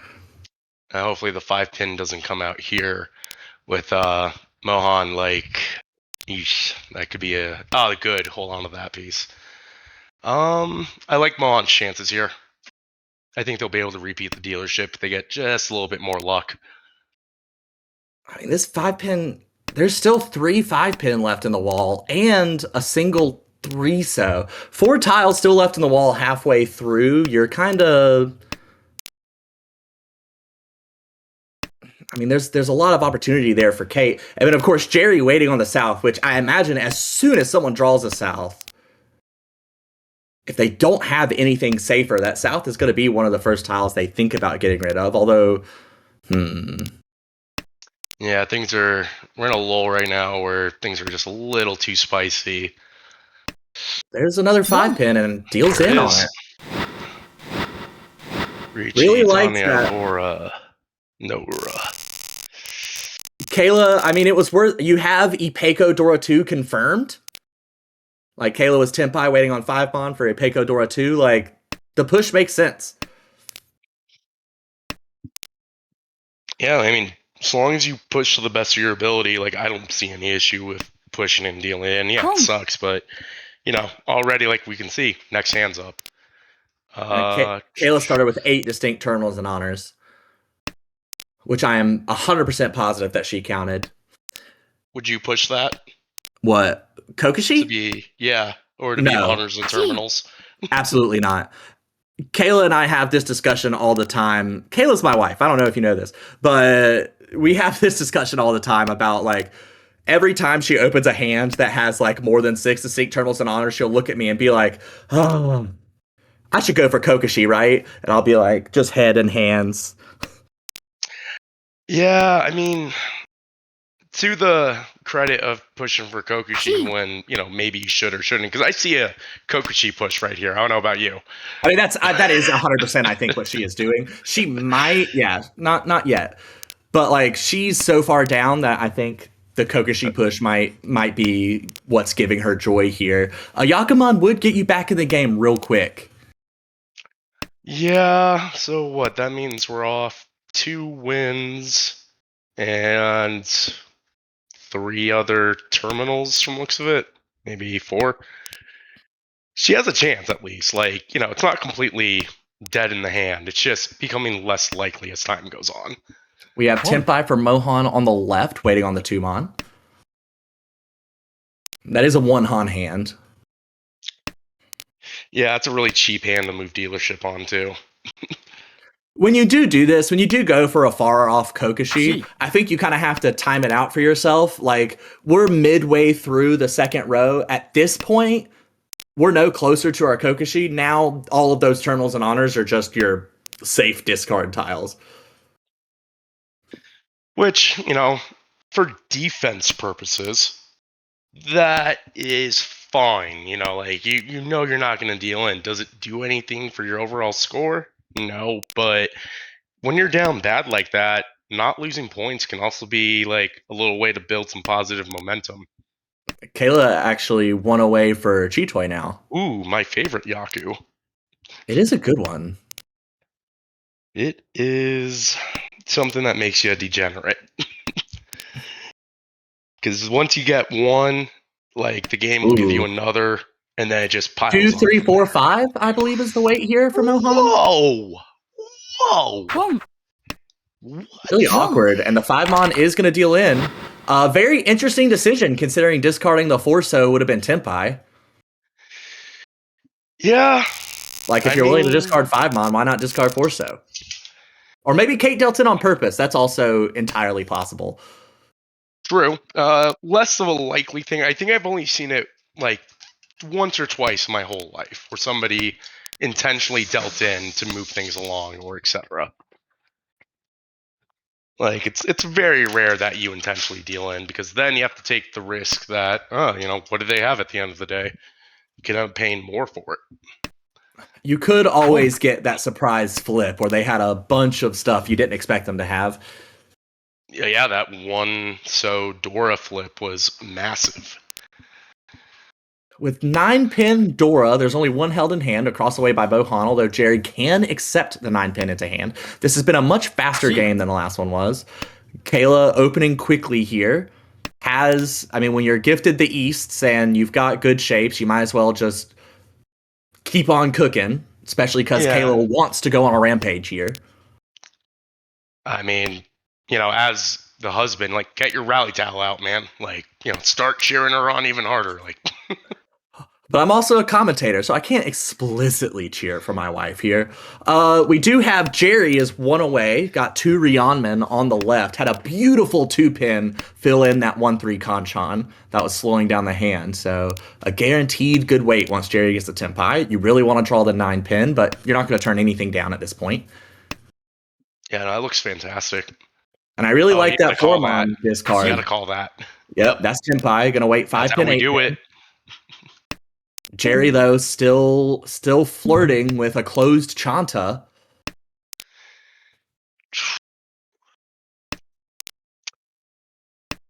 I'm trying to wonder if that, Chanta's gonna hit or not. I love Chanta, don't get me wrong, but it only comes out in clutch situations for you. Oh, wow. That 8-pin, such a good keep there from Kate. Although, as soon as a 3-pin or 6-pin comes into hand, that 8-pin's coming out. Actually, now it's probably going to come out with the Tenpai. We'll see. Yep. No Ricci. Hey, we'll take that any day of the week, though. That's how you build the momentum. Just hit the points leader. And this is And now gotta you be go Honitsu. Honitsu. This Does the has Dora to come be. out turn 1? Not yet. No, you could hold on to it for maybe 3 turns before really thinking about getting rid of it. But, turn 4, I'm possibly making There that it is. discard. Or now. Yeah, as soon as the Shaw came out, as soon as that West came out, Kayla was all over it. Around the table, Kate has a pretty decent hand. A lot of floaters, but good shapes to back them up. We have a few good shapes in Mohan's hand. It's not an openable hand yet, unless you're able to kind of sneak out a Sansoku, but we're a ways away from that. You do have a Dora, so you're not wanting for value. Jerry could once again go for some sort close of calm Sanso. this. Please close calm this. Yes! Wow. We did it. Flips the 6 mana's Dora, which is one of the only Mon tiles that Kayla does not have. But we're Ishan 10. Loving it. Loving the con energy here. And all of those tiles that Kayla wants are now very hard to use. A middle tile con is so irksome for everybody. Because it just takes away so many shapes that you could possibly build. I had that happen to me in a game once. I was building towards the middle con, and I got conned and completely killed my hand immediately. Hated it. Okay, we see Mohan discarding the 9-so there. Perhaps thinking Itsu, perhaps just shaving away from that one particular shape. It was one of the weaker ones. Each. All right, now we have the Ricci from Jerry. This is 3-mon only. This is Just the Ricci, 3, yeah. Ipeko, Dora 1, but there's 2 shots at Ura here. Oh, there's Tenpai. Nice pickup. Let's go. Now, the unfortunate thing about this weight choice is that if you draw the 3-mon, you're dealing in, and the 1-mon is currently being held by Jerry. But with the 4-mon being conned, I don't know. I probably still would have taken the 3-mon weight. I mean, you obviously don't know what Jerry's waiting on. Like, you don't have that information. But with the 4-mon con, I really like the 3-mon weight. Understandable. Like, I just realized that the 5s are all taken up too. That's They're being held. They're being There's one in used, yeah. Kate, and Kate's not likely to discard it. And unfortunately, we don't know how to steal from the door indicator yet, so we can't do that. Only one 3-mon left in the wall for Jerry. I don't think it comes out. Oh, there it is. Well, commentator's curse right there. So Ricci, Sumo, Ipeko, Dora, no Ura. That was the last 3-mon out. Yeah, now you gotta feel a little bit here for Kayla. Like, what can you do at this point? Yeah, that was a pretty harrowing sequence of events for Kayla. Like, I don't really think she misplayed it. Every time she's been Tenpai with 2 Dora or a Honitsu, the one tile she's needed to discard either has dealt in or someone's drawn it. And there's nothing you can do about that at that point. That's the shittier part of it. But here's where the mental strength of Mahjong comes in, because I'm fairly confident they're playing all 4 games, and this is only the second. The first one was already a long game with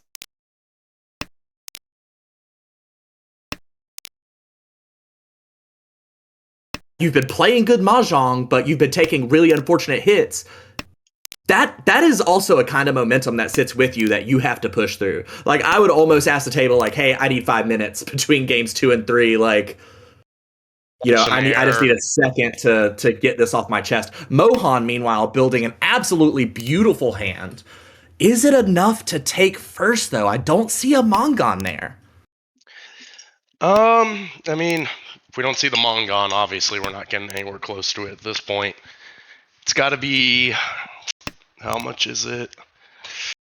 Wow. It has to be 12. That's harsh. Wait, what? Oh, well, not sumo. Mongon sumo is fine. Oh, Mongon Sumo, my bad. But we're going to have Tenpai from Kate first. There's the Suji trap waiting on the Tumon. So one's out, one held, This- one left. Actually, Mohan can break Ipatsu and be Tenpai here. That's why we're seeing the hesitation, and we're going to see it. Waiting on the Forso. It's not a bad move. Like, it's last hand. Might as well have something rather than nothing. Oh, and now we have a Nobuton shape. Nope, doesn't take it. Mohan So- just going to... Forso looking a little too dangerous. The 7 pin was totally safe, too. Should you have conned that 8? Absolutely not. That would have been absurd. As a commentator, that would have been great, right? Like, we love the excitement. But conning, you have a Tonki weight, that's bad. Dealer has made a turn 9 Ricci, which in this case is not a good weight, but usually when someone's calling Ricci on turn 9, it often is.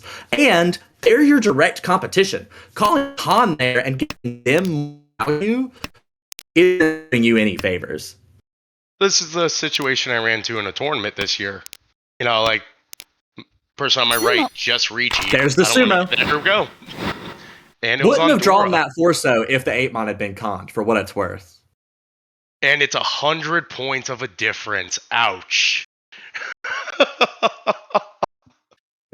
Yeah, but I'm sure Mohan, I mean, a plus 20.2 second is hardly an ouch, though. That is a beautiful recovery from that first game, which went pretty poorly for Mohan. Lots of bad luck. But Kate, with another first, is going to put her kind of right off the jump at the top of B1, although there is lots of time for things to change. That's the beautiful thing about the first round. No matter how high or low you are after that first round, you can really easily fall or rise.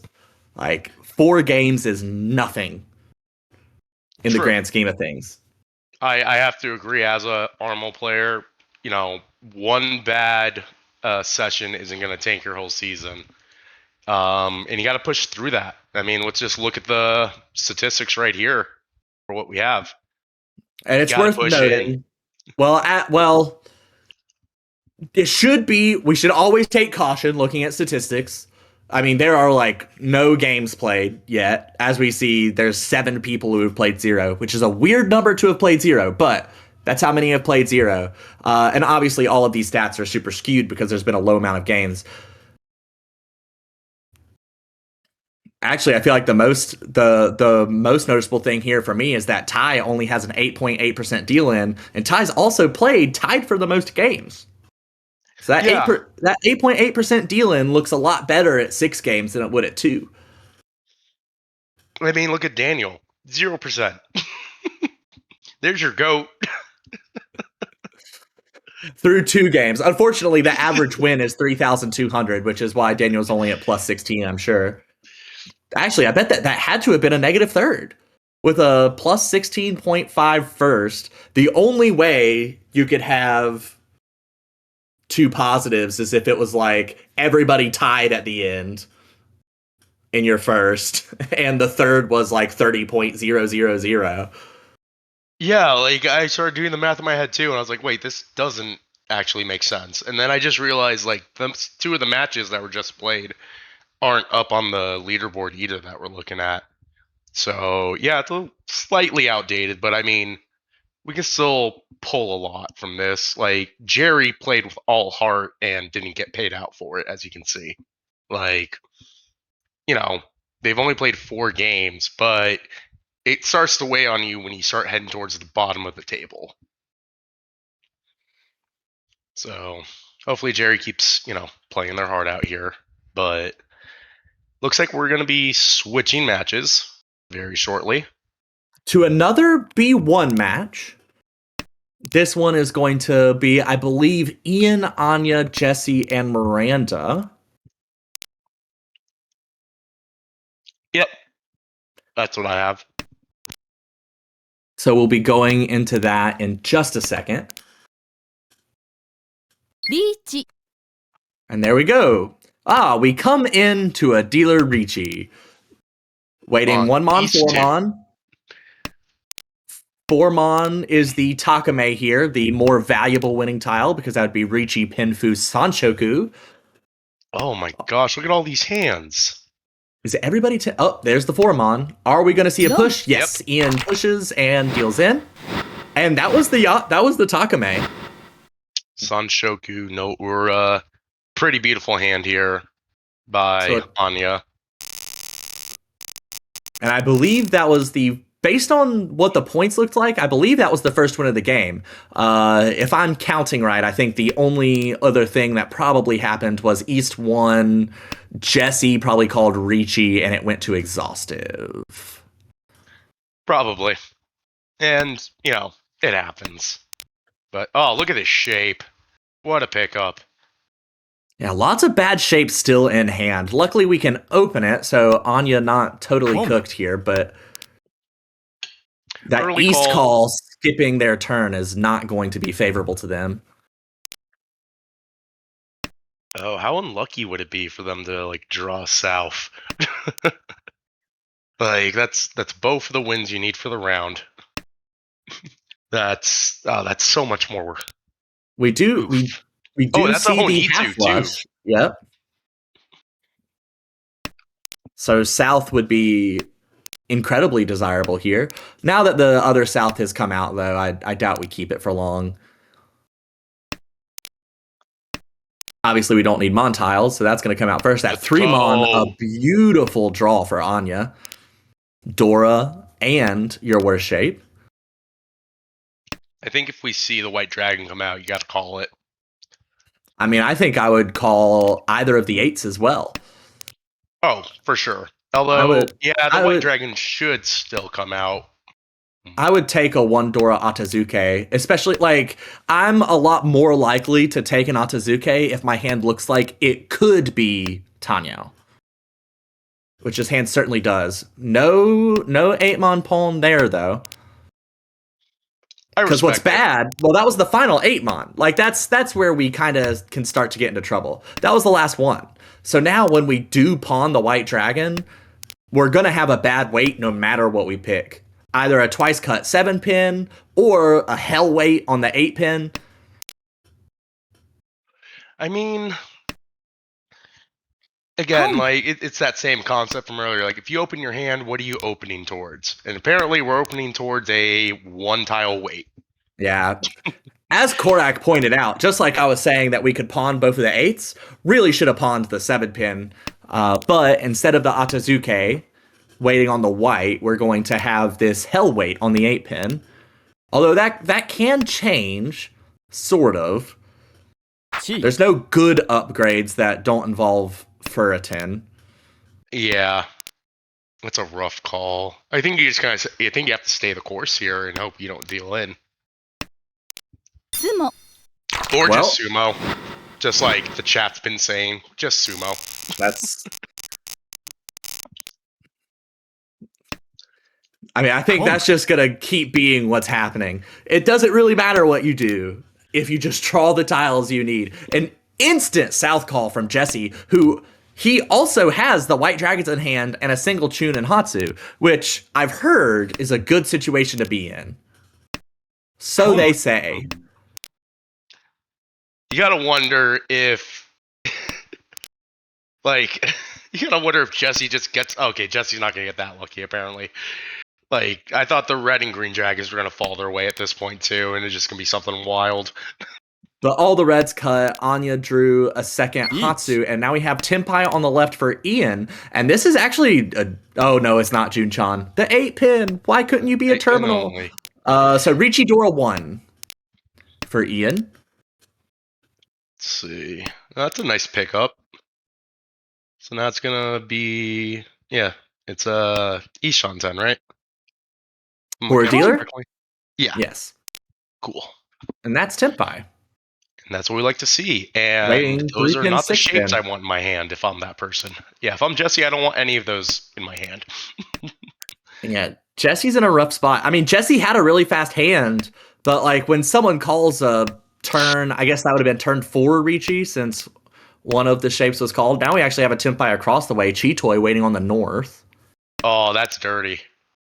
And which had just come out of Jesse's hand. Oh yeah, Oh, okay, yeah, they're gonna stay Dava. no reason to chase here.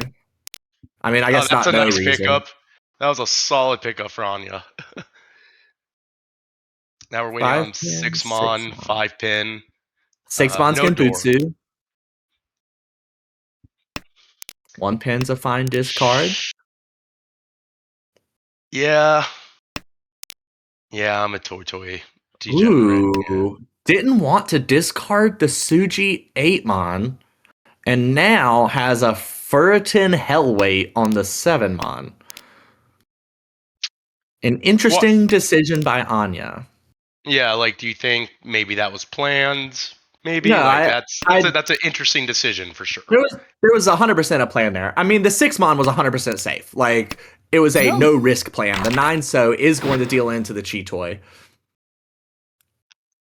Chitoy only, taking your 1600 and going. The 2 Homba and the extra Ricci stick help. Looking Honitsu here. Looking Who exactly is looking Honitsu? dealer, so let's see. We are on Jesse. Jesse could push a Honitsu, but that's like forcing it out there. That would be a lot of a force, especially with the yeah. Ryoncon and now with the Kanchan and Mon, like, and with starting with that North discard, I don't really think Jesse was thinking Honitsu either. They were holding on to the East for a second there, and that was the only thing I was holding on to, because once you drop your honors, like, it's Shinitsu at that point. So I'm starting to see the mindset you have where you're like, well, once you drop your honors, it's not Honitsu, it's just Chinitsu and not, a normal hand. We see another terminal pickup for Miranda on the right. Miranda started with 8 distinct terminals and honors and kind of was hedging Kokoshi. Now is up to 9, I believe. Yep, 9 in a pair. That's 7-so, a very good pickup for Jesse. 1-so, I think, is the most efficient discard here. But you can still work with the 1-so. I mean, you can. All right, and we are going to see that because we have a possible Itsu, although the Itsu would take away our pair. All right, another 7-so. So I imagine are we going to continue discarding the Ryoncon? We are. We're pushing Chinitsu now. Let's go. I don't know that we are. I think you're a little over eager. It very well might be a Chinitsu, but it certainly doesn't have to be. We actually have a 7-pin Tenpai across the way for Ian. That is Itsu Ipeiko. So that is 3 Han just kind of hanging out there for Ian. Ooh. Interesting. So they're going for Chinitsu then. I mean, yeah, I guess so. A 7-so? Each. Yeah, this is a Ricci.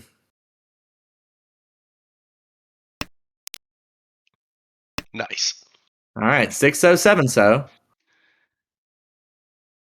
Chi. Ooh. I mean, now it's a race. Oh no. Well, okay. I mean, it's a race, but it's a race that Ian was already ahead in. Now has gotten lucky and drawn into this, but had a 3 Han closed hand, and Ian was like, nah, I want one more. Yeah, I don't disagree with doing that because what is this? their first match. Set a strong precedent going forward, you know? It certainly does that, and the 4-so going to make the 7-so look a little bit safer if Miranda gets closer to this. Yeah, I mean, Miranda's just folding. I don't see... That Yeah. 7-so really shouldn't ever come out of Miranda's hand. Very doubtful that it does. I would not expect her to drop it. Let's see. Yeah, where's the... Oh, there's the other 6. Ask and you shall receive, ham. Yeah, I mean, Anya is just playing defense here. Oh my gosh, this is so intense. I mean, all of Jesse's tiles are held. There's still a 6-pin in the wall. Oh, I misread that as a 6-0. My bad, you're correct. My B. Wow, that is a choice to make. So you got Chitoy on the left. You got waiting for Chinitsu up top. You yourself are recheed. And then on the right, you ain't got nothing. Rough. On the right, you have nice folding tiles. Yeah, like, I'm gonna take giving everybody 1,000 points before dealing into somebody any day of the week. Ooh. Alright, so we have 3 2-pins in hand. Shape overall isn't horrible. You can still do a lot of work with it. You really want that 5-pin and 6-mon to sprout a Sanshoku for you, but Rionman would also just be acceptable, regardless of what they are. They're in desperate need. Miranda might have the best hand to start here. Has the 6, 7, 8-pin already complete. A lot of Sozu. That 9-pin, well, okay. Didn't want it. 4-so is Dora. Yeah, that's what I was looking for. That's a pretty valuable hand now, and it's almost come together. That's pretty good for Miranda. Hopefully she's able to, get them back for paying out 1,000 each. Yeah, that 1 2-so is just going to be so slow. What a pickup.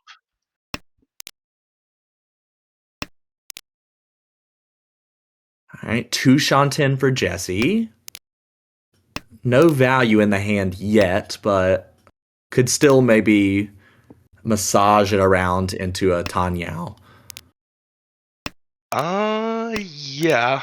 I mean, It would take work. So in some messed up world, like, if the next 2 or 3 draws also end up being pairs, just push Cheetoy again. Just keep pushing Cheetoy. And Anya going to take the Ishanten for Tanyao there. Cheed, the worst shape, now discarding the unnecessary 1-pin pair. A possible Sanshoku as well. Nice, another good. Goes with the shape, but... Yeah, I was going to say, this is when I get rid of 1-mon, 2-mon, I think. Let's see, is that another... Yeah, I think Miranda's 1 away now. I have to tilt my head to make sure I'm counting her tiles right now. No, she was 2 away at the time. Huh. She got rid of the 7. Well, had an extra in hand. You figure your pair is going to come from the 2-4-4-4 shape. That 7-mon's a really good draw. 7-pin makes sense to discard. Perfect Ishanten for Jesse. Chi. Ooh, that's a decision. Good Chi for Tenpai. Yep, I like it. Yep. Waiting 5-mon, 8-mon.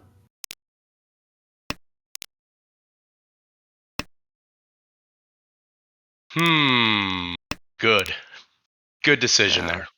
It didn't benefit us at all. We pick up the 8-mon from Miranda. Just a Tanyao, but get you over 30k. It's only East 3. Lot of time to make stuff happen here. White Dragon is the Dora. There's currently 1 in Anya's hand on the left, but Jesse does have a pair of the Hatsu. That's going to make this hand pretty quick. Oh, and the Norths. Yeah, it's 3 pairs right there. I feel good about this hand. Completed Monzu shape as well. Now, this table has seemed much more Honitsu and Chinitsu heavy than the last one we watched did. So I would not be surprised to see Jesse turn this into a Honitsu. I believe that these players subscribe to degeneracy then, because that's one of my things to do. Oh man. That 8-so though really should keep you from doing it. I feel I like should, but discarding the 7-so first, gonna keep the good shape, keep the Rionman. Although that also kind of makes us take a step back because the north isn't our wind, so we yeah, it's really not need the Hatsu.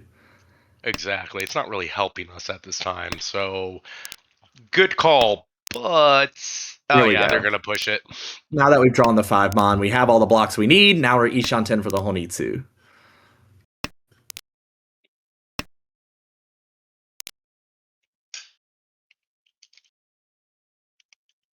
Another 8-mon. How many pairs is that? That's 5 pairs for Ian. Would you push it Yep. though? Yep, that's a Like, full commit to Cheetoy, discarding the 6-so. Too late to go for Toy Toy.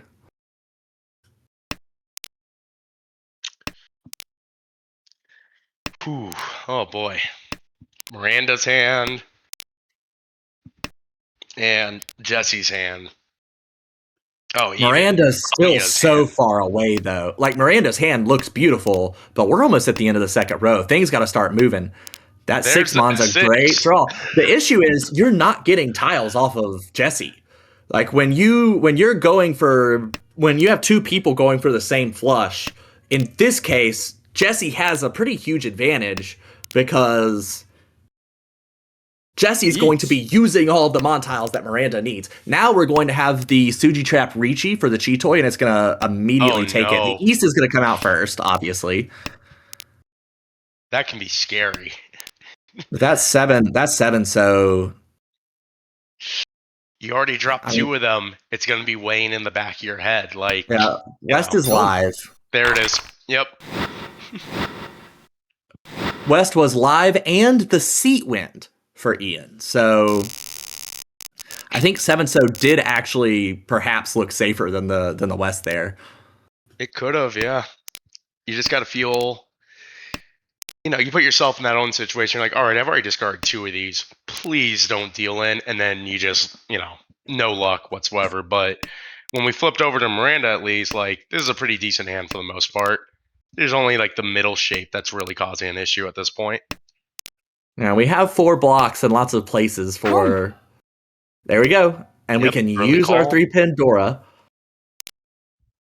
Let's see. We're still in East, so that's probably going to get called next.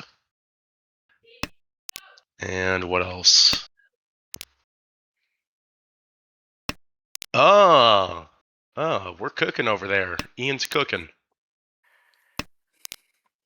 He's got some nice shapes filling up right there. Yeah, it's getting good draws. I just really don't like this 4-6-0 shape. Kind of dragging the rest of the hand down, and we've got too many pairs. I don't know that it's possible for Ian to end up with a good weight as the hand is now. Kind of needs some sideways moves to get there. And as you said, Jesse did call the East. Yeah, I can see into the future like they do in Minority Report, if anybody ever remembers that movie. Yeah, I would take the 3-so as well. Like, but what, did it help you that much? Who are we talking about with the 3-so here? Anya? Oh, sorry. I was looking across the screen. Yeah, I was looking at Anya. Sorry, I got to focus better on that kind of stuff. Yeah, Anya dropped a 3-mon to pick up a 3-so, Each. and now we got a Ricci from Ian. They're waiting on, looks like 5-so, 8-so. 8-so. Ricci, Tanyao, Pinfu. Chi for Tempai for Miranda, waiting on 2-pin. And 2 of those are all, well, 3 of them are already out, so. Well, as far as rough Miranda is out. concerned, Yeah. only 1 is out. Miranda doesn't know about the 2 hiding in Ian's hand. You see, whenever we get this kind of view, I always think, oh, everybody can see everybody's hand. I gotta stop thinking like that. That, and I keep on trying to press OK whenever a round ends. That is funny. I've definitely done that before. And then you end up messing up your whole setup. Everything goes away. All right, we see the 7 on discard. That was 100% safe to Ian. So it looks like Jesse just playing defense here. Yep. And Although, but could Mawashi into something? Like, Jesse's hand isn't dead. let's see. So you need a 7 or 3 or 6. Yeah. It's going to be scuffed, but you could do it. And it looks like they might get that lucky. There's still 2 tiles left in the wall for Ian. They might just be dead walled. Ian is going to have another draw unless there's a con or something. Ooh. There's Tempai. Oh, what a time. I guess Miranda was already Tempai, but She made it a better Tempai. But yeah, with only 1 draw left, like, worst time to draw it. 2 Dora on the off is a great start. And 5 blocks. These aren't. That 1-2 so isn't a great block, and we don't love the 3-4 overlapping with the 6-7, but all in all, I think I take this hand 8 days a week. 8 days a week. Now we are going to get copyrighted. Oh, it's not like I sang Taylor Swift's new album. That's very fair. The Green Dragons for Ian is another call. I don't know how you feel about this, but if I'm Ian, I'm a lot more likely to make this Green Dragon call in South seat than I am in other seats, just because I know I'm skipping Miranda. Like, anytime you're skipping the dealer's draws, I feel like that's generally beneficial for kind of everybody other than dealer. That 2-pin, a fun draw for Jesse. Yeah, and when you make a call, you're shifting the draw order, and because I'm thinking about it, like, I've shifted the draw order before, made the call. I deal in because of it. Like, you got to find that right balance of when to, if it comes out early, do you take it, or do you pray that comes back out later? Or, Like, as everyone else has been doing, you just draw it. And Ian is holding on to that West. Now we have another Chi-Toy Tempai. Anya this time waiting on the 4-pin. Dama could actually call Ricci discarding 2-pin as well here. Does not want it. Could have had Tanya the winning tile now. I actually feel like I would have liked discarding 2-pin. Tanya Ipeco feels good to me. They're going for Chi-Toy though. Dama Chi-Toy, if I'm reading that correctly. Yes, there is no Ricci stick on the table, so that is what that would be. Anya does have quite a lead, and I wonder if that's kind of playing into her decision not to call the Ricci and to stick with Chi-Toy rather than switching to a more normal hand. Now, you're going to have to possibly remind me here. I'm not the best at remembering the rules, but being over 300 points and everybody else below 300 points gives you a little bit of a bonus in Armal, or no? Yes, it does. So the normal UMA for Armal with 2 people above 30k, 2 people below is plus 15 for first, plus 5 for second, minus 5 for third, minus 15 for fourth. But the 5 will shift towards first if 3 people are, or 5 will shift towards last if 3 people are above, making last minus 20 instead of minus 15, and then third gets plus 0 instead of minus 5. If 3 people are below and 1 person above, then the person in first gets plus 20, and the person in second gets plus 0 instead of plus 5. I hope everybody else understood all that crazy math. I did. Hint, hint, wink, wink. But, with that being said, maybe it's time to lay the smack down. Go even harder. Like, we're in South. It's game 1. Let's go for it. Wow. The 2-pin is such a good pull for Ian there. And Ian would like to start this South 1 round off with some points. Isn't too far behind, really, but once you get into the South round, when you're in last, you feel like you got to make things happen. Just keeps drawing pin tiles. Yeah, I mean, that's a hell of a shape. Like, I love it. Like this couldn't be going any better for Ian. Like just in general of their hand development. Everybody else, Yeah. don't look at them. I mean, Anya's pin tiles are really holding her up. Jesse, he's got Has a shape. he has stuff, Like, but he doesn't even have 5 blocks yet. So, and that 1/2 mon is also going to be kind of a choke point for Jesse. I wonder if we see a push for Chinitsu here. I doubt it. It should not happen.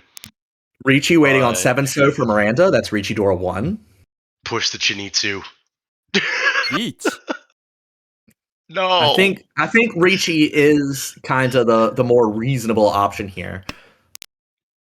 Is going to wait on the Genbutsu 8 pin. It's not Genbutsu to us, but it's Genbutsu to the other person, so maybe someone tosses it. We also could have taken 5 pin, 7 pin as our weight. Both were once cut, so they were equal as far as number of tiles left for Ian. In my opinion, seeing that one come out, that sucks. That's just harsh. They couldn't do anything to defend against that, but I mean, Ian, it could have been worse. That's what you have to take a look from. I'll take 3-hand as a loss over dealing into Mongon. At least that gives you a little bit of hope that you can still make it out of here.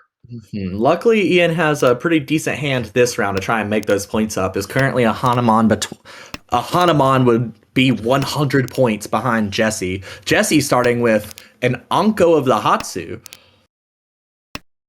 The Chun are already paired up in Miranda's hand, so we're definitely not going to see a Dai Sangen here, but... Well, somebody slip them a 5th Red Dragon, see what happens. Yeah, I'm really curious to see how Jesse plays this. Jesse is a very good player, and I always wonder in these situations when I give up on the dragons. Like, when do I start tossing the white and the Chun? I default to tossing them pretty early, but I want to see what a really phenomenal player does with them. Decided to discard the 3 pin from the 3/3/4 shape, keep the really nice Ryanman, didn't take the extra pair, so as to keep the white and red in hand for now. And The 8-mon is a progression, okay, is still kind of playing with things. Maybe even could end up with just a Dragon Tonki later. so I think this hand is... Yeah, I think Dealer is the closest to a complete hand, Ben, if I'm reading this correctly. But as far as, like, discarding the dragons, that's really your choice at that point. Like, you have a decent idea that the white dragon's going to be okay. You didn't take your con, and that gives you just a red dragon that is a little bit iffy. So, like, when are you trying to get rid of it? Anya, Jesse, and Ian are all 1 away here. 7-mon's a nice pickup. Do we discard 1-mon, 1-mon, or 9-so, 9-so? 9-so 9-so. first. There's another 3 pin. See Jesse toss it right back. 5-mon, kind of a shape upgrade there for Miranda. Yep, just have that 9 pin hanging out for her. Ooh, and now Jesse has the possible Chanta. After drawing the 1 pin, shifting that pin shape down. This just is picked going up to be 5. Tenpai for Anya. Waiting Nice. 1-mon 6-so. The 1-mon kind of... It's a sketchy Sotagawa, but it is kind of a Sotagawa here with the turn 6 2-mon discard.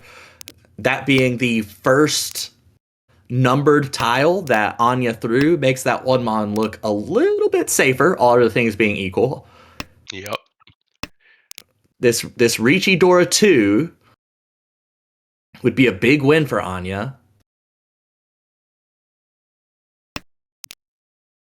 All right, and we see Jesse just folding here, discarding from the Anko of Hatsu. You gotta agree with that decision. Like, you're in second.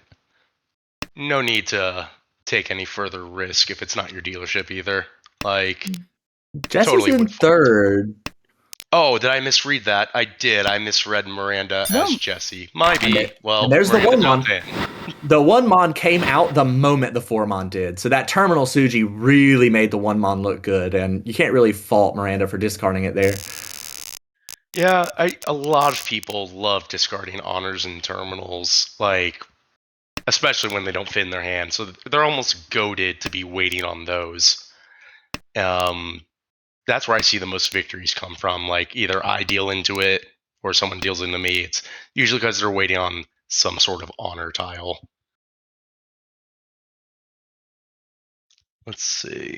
So if I can get the names right this time, Boom. Jesse's hand is going up. We just had a call from Ian.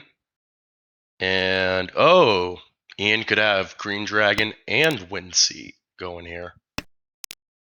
Yeah, the That'd North be looking pretty very nice. good. The tune going to come out now that one's already been cut. And that's a really wide Ishanten for Ian. And there's Tempai. 3 so North. I feel like 3 so and North are the two most like cult creating tiles. Actually, I 3 belong so to of the course. church of Sanso.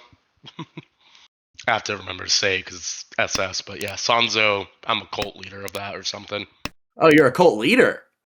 Did they give Something you like like a that. habit and everything? Yeah, it's you have to wear a T-shirt that says "Sanzo, my beloved," and Mm, I totally, totally wish that wow. I'm amazed. Ian in the middle of the second row here, I guess more the start of the second row, Ian is going to discard a full Mon shape to be yeah, 2 away from Honitsu. that's like a move I would do. Don't do that. Like, Hey, I mean it's been working for people tonight, so I'm not going to judge out loud. I will. Right, we have the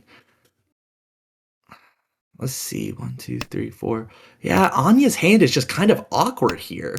It feels like we should be closer than we are.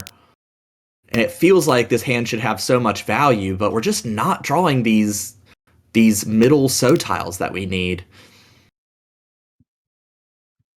I think since we're getting pretty close to about halfway, done. Oh, what a pickup! What a pickup! Yeah, Formon's a nice one. Ishanten now. Amazing. Anybody holding on to? Nope, we still have the two Norths over there in Ian's hand, and nobody dropped one. That sucks.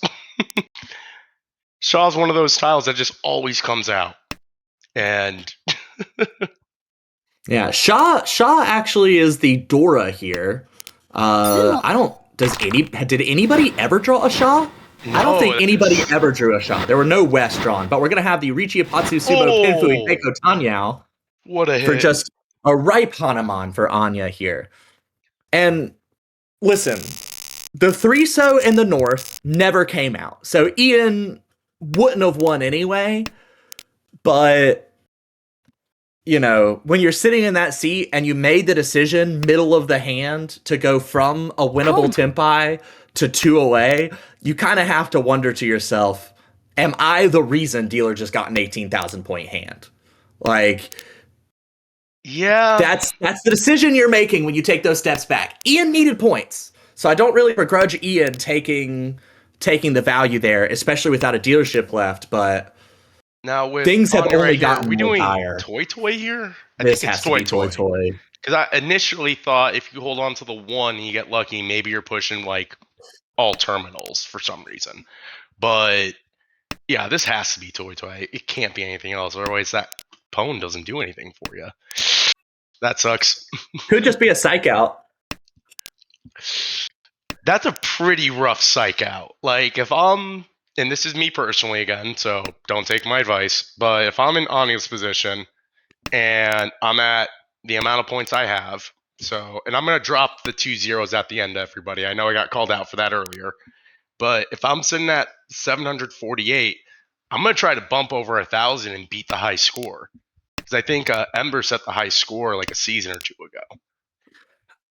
I will say here, I'm not a huge fan of the Forso keep. Now we do have, 5 pairs that we can call, so we have a little bit more acceptance headed towards Tempai.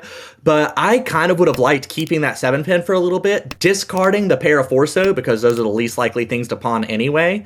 And then if you get lucky enough to get the 6 pin pawn first, you don't expect it, but if you get lucky enough to get that 6 pin pawn first, it's really going to look like you might be going for a flush. Yep.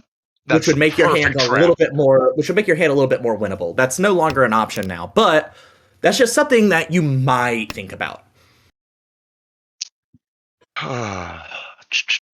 So One mon what's coming gonna out. There was a happen? hesitation there from Ian. Ian doesn't cheat it, of course, but was either thinking for a second or looking away from the computer and wasn't able to hit deny.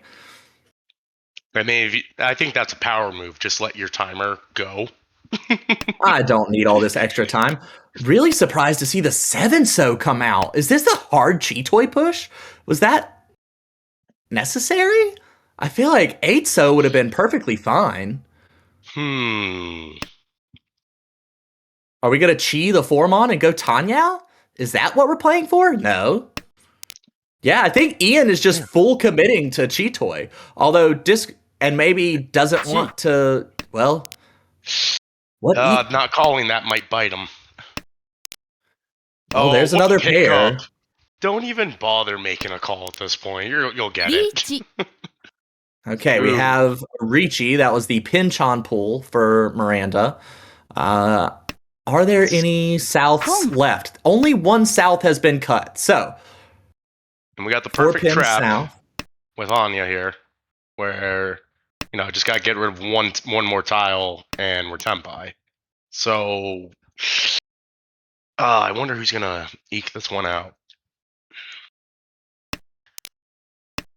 The 4-pin, there is still one left in the wall of those as well, so 2 total tiles for Miranda to win on. Let's see. We're in South. She has a Dora. I mean, Anya actually... Tempai's impossible for Anya. I mean, both 1-so are out of hand. Somewhere. No, there's the Dora indicator and one in Miranda's hand, so... The 1-so, 4-so, and 8-so are all locked up. Locked up. So Miranda's just not... Wow. Anya is just not going to get to Tempai on this hand, which is fine. You'll take not dealing in. 8-mon safe. The final South came into hand, did not get discarded. A nice, disciplined defense from Ian. And that 3,000 is actually a really meaningful 3,000 for Miranda. A 4,000 point gain on the person who you were perhaps most worried about. Wait, yeah, hold on. Huge. You'll be able to... Yeah, because that's their right. That's going to be... Oh, wait, no, we're on Jesse right now. Yeah, I'm getting I'm getting confused. It's a 4,000 point gain on both of the people you're directly competing with. You're kind of ignoring Anya at this point. Like, Anya is no longer a part of the game in your mind. She's doing her own stuff, and you're just kind of scrapping down here for whatever leftovers are left.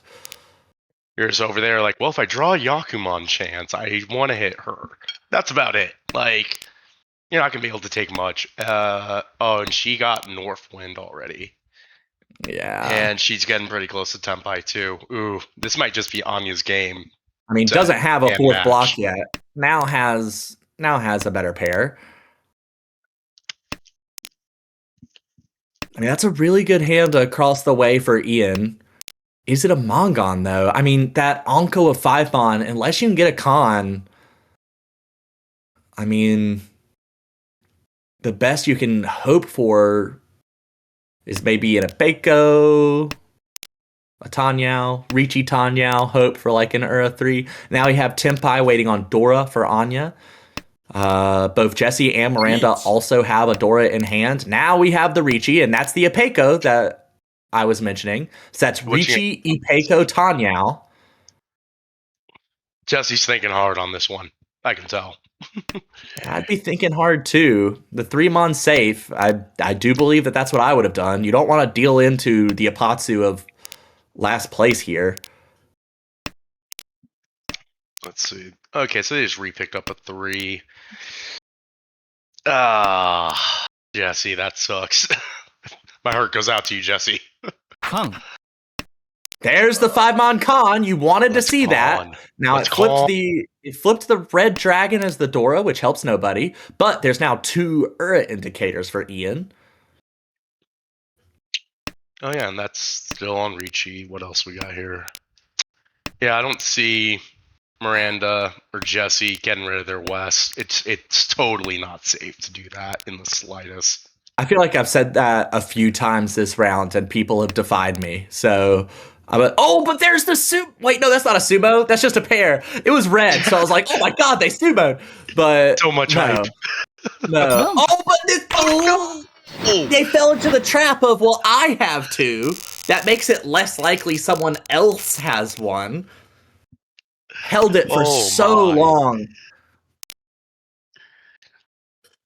All right, so we got 7-mon Dora.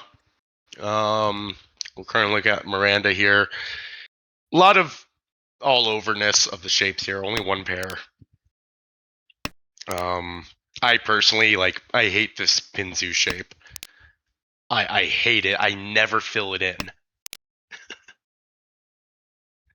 Oh Yeah, man. it's a tough one. I mean, there's just so many Conchons, but still, I mean, anytime you start with only 1 honor in hand, you gotta think you're probably like 1 tile ahead of everybody else. Now, in this case, that's not at all true. Pretty much everybody Actually, started with no honors in hand. I really like Ian's hand on the right. I'm looking at Jesse's and Miranda's score, and that's a 600-point sweep of between second and third. That's got to be Yeah. nerve-wracking. Any 1-hon hand is enough for Jesse. Unfortunately for Ian, Mongon Sumo is not enough, so it's gonna have to be a Hanamon or Mongon Direct. Let's see. Yeah, not liking their chances, I'm going to be honest. They have a single Dora, and the rest of the shapes still need to fill. I mean, single Dora, Pinfu, Tanyao, Sanshoku. There's sumo for Oh. Hanamon right there. I didn't see the Sanshoku. Good call out. I would have failed the scoring trainer test. 5, 6, 7 is what we're aiming for Ian for sure. How many other people have 7s? Okay, so all but 1 are out for the 7-mon. What a pickup. Kind of What a a tricky one. pickup. Yep, gonna discard our worst shape. Makes sense. Miranda's still 2 away. I think Miranda should not con because she has second. But if you're somebody else, that's an instant con if 8-mon drops. You gotta add more value somehow. You would call 8-mon off of somebody else? Yeah, if I wasn't Miranda, so if I wasn't in second. With the 9-so in hand? Yep. All right. I would 100% con that and just make it work some other way. Because what do you have left? There's going to be the Ricci. All right. Yep. Anya was dominating, had a really, really bad weight. But on picking up the Nobaton, Anya's of course going to slam that. And ideally, Miranda doesn't drop any of the deal-in tiles coming up here. God, Ian is so close to this hand, though. Yeah, the 3-so had to come out at some point, and it's 100% safe. Anya's weights should not come out. Everybody's using them. The problem is, if Ian draws a 4-mon, are there any 4-mon left? There's one more 4-mon in the wall, and Ian can't use that last 4-mon because it has to be the 5, 6, 7 here. Ooh, this is a pickle. I do not want to be in this situation. What do you do? You can't do anything until you draw a tile, and even then, I might be screwed here. The person this is the hardest for is definitely Miranda. Nice. Because decision. you really have to watch what Jesse's discarding. Jesse has discarded all 100% safe tiles, so if you're Miranda, you can probably feel okay folding. Probably. The issue is if Jesse's Tempai. Yeah, Miranda needs to hit Tempai to kind of ensure the. Oh, what a pickup! Don't drop the 4. Do not drop it. Yes, Yeah, different 4 pin form. safe. But now you are in the situation where, okay, those two calls are really. I mean, Jesse's not even calling, I think, for Tempai here, maybe. But like, I mean, Jesse obviously is calling for Tempai, but more than anything, those calls are putting so much pressure on Miranda. Miranda didn't give into it. Miranda played safe and is going to be rewarded here because Oh with yeah. Jesse not being Tempai, Miranda will hold on to the second. But those calls from Jesse were just so peak because not only could you get Tempai and therefore overtake by making the two calls and still having safe tiles to discard. The 4 pin wasn't exactly safe, but after that, having safe tiles to discard, you're putting all this pressure on Miranda to guess whether you are Tempai or not. And in this case, Miranda didn't succumb to it and did keep the second because of it, but a massive plus 72.1 for Anya. An absolutely huge first game of the season. And that's going to put her in second place overall, as of right now, that we're aware of. Big W. Massive dub. Unbelievable. Good work, Anya. Oh, and now our little statistics thing came back up. Ah, Updated for the most part. With tear to 46 shreds. 46.7% win rate with an average win of almost a Mongon. Anya won almost half of those hands and averaged almost a Mongon. You can't do anything. When people are doing that, you can't do anything. Unless, of course, you have Tempais that you're going 2-shot 10 for. But that only happened like 3 times during that game, so that surely wasn't the cause. Yeah, but like, oh my gosh, like this is actually the fun part of looking at statistics. Like the beginning of the season, abnormalities all over the place. The stats don't make sense. It's just like whose line is it anyways? Uh, Yeah, it this is certainly feels like the amazing. points don't matter. Look at those EV scores. Oh my gosh, 3,373 EV. That's fun. why? It was one game. It can't be that swayed. Well, Oh my. Well, that's the thing. That's the thing about Mahjong, right? Is that one game is exactly when it can be that swayed.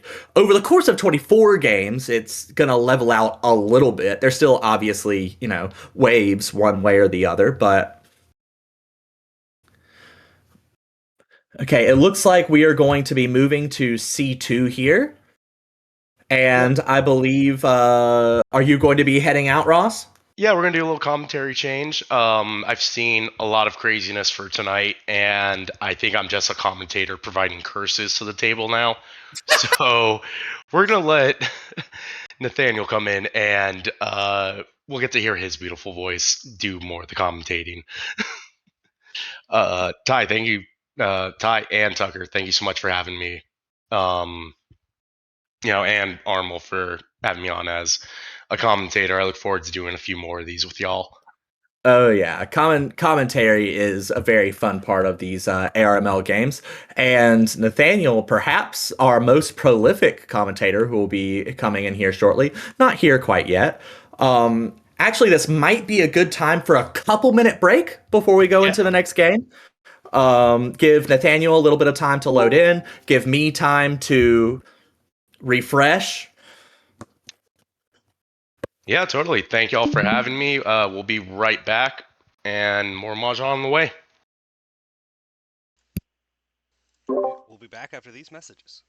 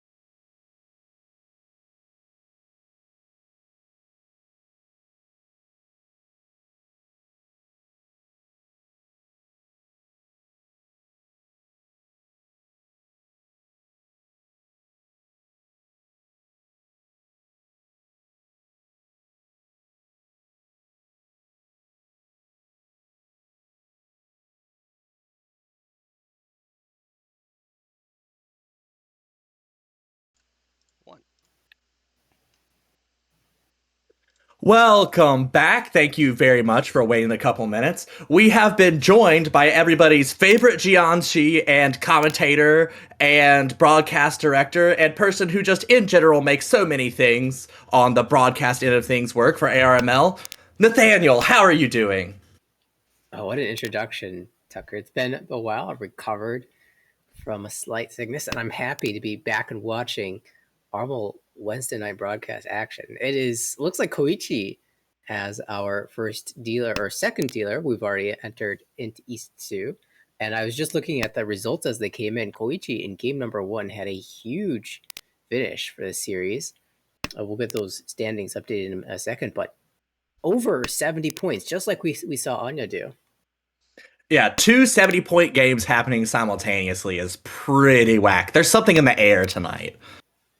It looks like he's in good position to do it again. Already at 47,000 points here in East 2, and a really great hand. Already one away from Tempai with Adora. Dealer Ricci, Baby Pinshu, Dora 1. Could be fantastic. Although you're hoping you're not having to discard too many more Mon tiles into the hand on the right. That's Ishanten for a Honitsu. Tom Thomason on the right, looking good. Already has the triplet of the Green Dragon enhanced, so you get the half flesh, you get the Yakuhai Green Dragons, and you're already looking at 4D Fu as well, so nice 5,200 points if you can win this. But Koichi had a huge improvement draw. Look at that 3-mon pickup, and there's even 1, 2, 3 Sandraku possible. Yeah, it's now perfect Ishanten. How are we doing? It looks like the other two players are relatively far away. Each. Oh, that wasn't the tempo you're looking for, but you'll absolutely take it. Ricci Dora 1. And we see... I expect that this was just a Atazuke call on the left for Tony. Yeah, definitely looking to call the north, the Yakuhai north, so still lacking a pair. And now that there's a Ricci on the table, might be looking to fold, but it's kind of tricky. You might just have to cut the north as your safest tile. Yeah, and Thomason actually not balking at all is going to be rewarded. Is going to get Tenpai here. Just has to hit the call button before time runs out. Oh no! Time ran out! Yeah, it's difficult. There's not an easy, it's not so easy to decide which way to call. I think you probably want to cheese 6, 7, 8 because of the number of 9-mon that are discarded. Don't. You could also cheese 4, 5 and cut the shot, but instead the 4-pin's going to come out, and it's going to be Ricci Dora no Ura, 3,900 plus the 300 Homba, and the Ricci stick coming back is going to be increasing Koichi's total up to 51,000 points now. I'm a little curious about that 4-pin push from Adam. I feel like there were other good options in the hand, and we weren't quite close to Tenpai yet. But Koichi certainly isn't going to be complaining and has actually dealt another gorgeous hand here. Too many Kanchans to have a good final weight, but when you're this close to Tenpai off the jump, who cares? Yeah, not bad at all. It will be interesting to watch Adam play. It's been a while since I think I got to see him the first time last season. Not quite Illinois player, but neighboring state. And so always fun to root for the Midwest folks. Has a very triplet-based style. So that can lead to Toy and Suwanko type hands a lot. Tony not calling Chi on the 2-so gets rewarded with a 4-so pickup. Tony's hand looking a little wild on the left there. Yeah, not willing to take the rough 2-so Chi. That means that he might be able to get there close. Look at this 3-so draw. Oh, how far away is this? Looking for a pair, and then you've got the 3, 4, 5, 6, 7 shape that waits on 2, 5, 8 so. But honestly, if you draw 2, 5, 8 so, I kind of don't want to reach you waiting on the tune. I just want to Dama and look for another so tile to get an insane Shinitsu. Yeah, no reason not to. But it's so easy to press that pretty button as soon as it pops up. Is this Ishanten across the way for Adam? Yes, I believe it is. Indeed. The 7-pin would be ideal for the west-north Shampoo weight. Although 3-pin's not bad. You can discard 9-pin, kind of slide down, or even discard 3-mon. Ooh! Is this going to be... Flush. That is a full commit to the Honitsu. Which I'm sure Tony is going to be glad to hear about. Oh, but there's going to be a Tenpai first. That's Ricci Tanya waiting 3-mon, 4-mon. Dong. And the 3-mon immediately comes out. Thomason getting the Apatsu. Any Ura? No Ura. So only 5,200 there, but the 600 Honba are also going to be taken direct from Adam. It's a good way to buy your dealership. Yeah, you see the Ricci, but you also see, I drew a pin tile that I was looking for. Just tried to shove out a Montal and hope it stick, that it would stick, but it did not. And big win there for Thompson, getting back over 30,000 points. Of course, in this league, that's a big goal. If you're over 30,000 points, you will get a positive score. And Thomason being dealt a hand that our very own Nathaniel would absolutely drool over. Oh, it's so gorgeous. It's so pretty. The problem is Dora's Green Dragon and Hatsu is held by Koichi on the left. Pair has some work to do, so it's not necessarily going to be easy, but definitely make it happen. Oh, the Forso draw means that it's more likely to be 1, 2, 3 Santrica than 2, 3, 4, which is just a tad bit unfortunate, but we never complain about one of those. Also, one thing to note about Koichi's hand on the left is the way he's discarding here is leaving the option of building towards the flush open, as well as even something like pairs. Certainly, if he draws a Jumman shape in the Monzo or the Pinsu, he'll probably just play for a standard hand, but if he continues to draw honor tiles and so tiles, he might end up with a flush instead. Yeah, the next so tile or honor tile, I feel like will really tell us what Koichi's going for, because we've only discarded terminals so far, and that 4-mon and 5-pin are very sticky. Great draws for Thomason as well, though. We're now Ryanman, Ishanten, and is actually going to take the Chi, waiting on 1 pin. There's only 1 left in the wall. The 2 on the right in Adam's hand are a pair. So something interesting happened on that first 1-pin cut. Of course, Thompson could have called that for a hand that was 1 away from Tempai, but I do like passing because there's so much more value in being able to declare the Ricci, and you're still 2 away from Tempai at that point. However, the interesting thing was it lagged for quite a while, and I wonder if that lag was actually coming from the right. If you sense the lag is the pwn lag from the right, maybe Thompson considers that there's only one pin left in the wall. Maybe he has that information. The issue is if it's you that's lagging on the Chi call, then obviously you wouldn't get that information. It's impossible to tell from the booth, but those lags are very interesting to think about when you know you're involved in it. I try not to think about lags too much. Like if I'm Tony, I'm not thinking about the lag on the 1 pin too much there. No. Just because it could be anybody doing anything. Right. And it's maybe even more likely that it was Chi lag than pwn lag, given that the 3-pin has already come out from Adam on the right. So that would give actually false information if you believe that. Well, I guess it isn't false because there was Chi potential, but if you believe that there is not a pair of 1 pins to the right, you'd be wrong. Wow, only Kanchan's coming into Tony's hand has been 1 away for a little bit here, but it's like all of the improvements are just making Ryoncons out of Kanchan's. Finally, there we go, a Ryanman for Tony. And we have a push towards Atazuke for Koichi, still waiting on the Dora Green Dragon. I love this Chi. It's not even necessarily Atazuke because you also have, Atazuke another way. You have 3, 4, 5 Sancho possible. So you can still get it. That's a very good point. Yeah, you hate to see that 4-pin. Now you can't run. Yeah, it needs to find the 1-pin sumo. Okay, if the 1-pin comes out of the left, I feel like, do you have to chi it and discard from your so shape? I would think. That makes sense. Which is better? The Ryanman Tenpai for Tony. All those waiting with the Kanchans finally rewarded. So that's Ricci Pinfu waiting 4-mon, 7-mon. And is going to immediately get it off of Thomason. Right when the Atazuke Dora Hatsu Tenpai had been gone. And the 7-mon that dealt 10 was the Ura. So a 3-on hand for Tony there.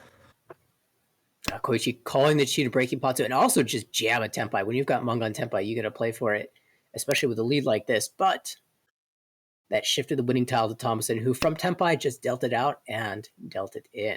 Boom. Adam now has the double tone, immediately picks it up. What do you think about here? Okay, here you go, Nathaniel. These are the kind of situations I feel like all of us need more help on. You had 1-3-3-4 west north there. What do you cut? We saw Adam cut the 1 pin. Yeah, I think it's pretty typical to cut something like the 9-mon or one of the honors, obviously. Honor tiles are a pretty classic early hand discard. But in this case, I kind of like cutting the 9-mon ahead of the honors because there's a really small chance that we shift into a flush in the Pinzu. That being said, just holding 1-3 and a 3-4 allows us to make 2 shapes in the Pinzu rather than the 1. And it really gets revealed here when we see the 5-pin draw. We could have 1-3, 3-4-5, and make 2 shapes out of that block. However, I know for a fact that Adam is really thinking about what tiles. Wait a second. That 1-mon discard just. You were about to make a point, and the 1-mon discard really pulled the rug out from underneath you. So maybe I don't know for a fact. A good draw for Tony, though. Yeah, I was considering that the honor tiles are decent chances to grab a toy. If you feel those are still in the wall. And with one already being out there, I can understand. Oh, and there's the West. There's still one left that you could pawn.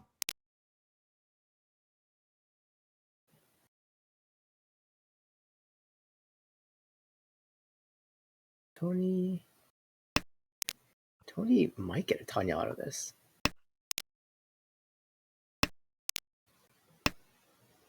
Maybe if you find the 6-pin, you can just G for Tanya door 1.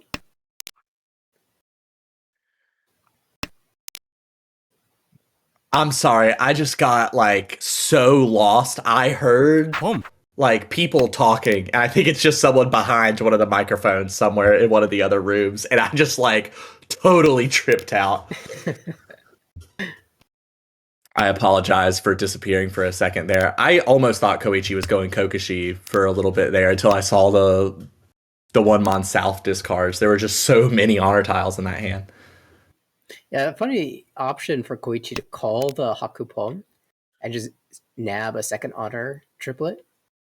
But I think he thinks his hand is weak enough that he doesn't want to do that. And if he draws a Dora here, he's got to be able to use it somehow. So he's going to hold the 9-pin for a while. It's tough to play against this dealer double East because if they have a single Dora, then you could deal into 5,800 or even more if they have 2 Dora. 12,000 Doras is very. Now we really wish we had that 1-mon still in our hand. Yeah, the 1-mon, the 1-pin, all would be tiles that would be helpful here. Sand has taken some turns. I'm not sure which direction it's going to end up in. Maybe we just pair up 2-5. The 3-so is an incredible draw for Thomason. Could get 2-3-4 Sachoko now. Actually taking a step back in Shanten, though. Discarding the pair of 9-pin. Thomason wants the Tanyao. Yeah, either wants the Tanyao or wants to not deal into Adam's hand. Although it's a bit in shambles right now, it certainly looks threatening. That really 8-pin cut could signal that it's more likely they need the Dora Yamen shape. There's a 4-mon. It's hard to expect that someone would drop your Dora acceptance so early, unless you have locked shapes elsewhere. That's Tempai. Waiting on 6-pin. Gonna stay Dama. Just Tanyao Dora 1. Okay, and I'm really curious what Adam's cooking up here. I wonder if this is going to be a Mon Honitsu, because Adam dropped the 4-pin out of a complete shape. It could be a misclick or a Honitsu. Really, really curious where Adam's going to take this. We now have the Ricci from Thomason, despite the Dama from Tony. Chi back into Tempai. Chi cut 1-mon. Chi. Oh, it discards the 5-mon. Oh wait, that's the Furiton, the 8-mon. Earlier in Thomason's discard. Oh, the Sumo, the Furiton Sumo. Okay. What on earth? Okay, this is how you do it, folks. And you get the bonus 2 as well because the double honor calls and the Sumo on the Tanki. And there you go. There's another couple of Easts for you. The one mon ended up being a really important tile in the end. Oh, look at this. 2 Dora as well. So this is a chance at 12,000 points. I mean, I'm just so excited to see what this hand's going to become. I wouldn't be surprised to see Adam discard both Dora here and end up with the Yakuman. Like, that's just kind of how things are shaking out. Like, It is true. We went on an adventure that last round, and hey, maximal value. Like, you got not only the double each, you got the bonus foo and the Raichi stick out of that as well. Now let's see. On the left, Thompson has been drawing a lot of pin tiles, and there's only 4 non-pin tiles. I wonder if that could turn into a flush. There's another pin tile. I mean, it's certainly trying to turn into a flush. Gonna end Here's up a there whether he wants it or not. Do you discard the 2-mon or the 4-stow first if you're a Thomason? Forso is a slightly better tile at accepting other tiles, but the 2-mon is next to Dora. And in a situation where I kind of don't want either, I'm more inclined to keep the maximum value option, which is the 2-mon. Thomason, of course, got rewarded here for keeping the 4-stow in this case. Although, with all these pin draws, I would not be surprised to see Thomason make this a full flush. Further, well, if 2 9-pin hadn't already been discarded, I would bring up 9 gates, but Churin is off the table. There's the double East, and now we have the Dora 8-pin. Well, Dora, 8-pin, Shanpon. Yeah, this Shanpon is kind of tricky to read, actually, with a 9-pin followed by 5-pin, 3-pin. The 8-pin actually looks really safe. However, I don't know if, like, Thomason... Oh, we won't cut it! And that will be 12,000 points. All right.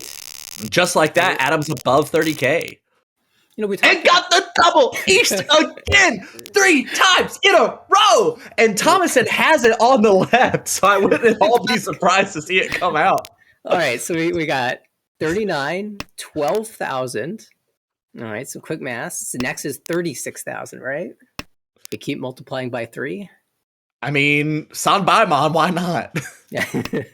I mean, there is a very nice half flush building on the right. Another pin flush. It's Tony again. And remember, he stayed pretty close for the last one. It's just been chill. We'll open this. Yeah. Now. Yeah. So, enough of this dealer run. Let's move forward. This is not such a good call.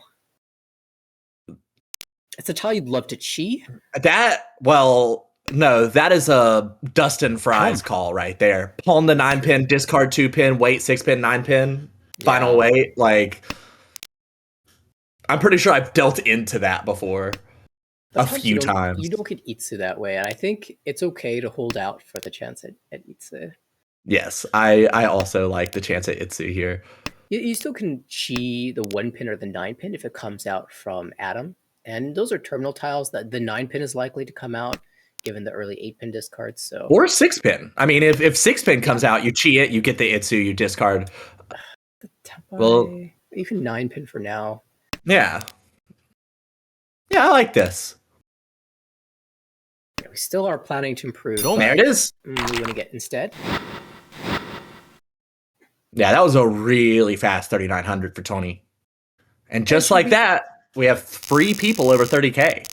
Yeah, and it should be noted here that Tony has played a really nice game so far. It's been very patient. He stayed out of the way of the hands that he recognized as being expensive and taken the opportunities when they're given to him.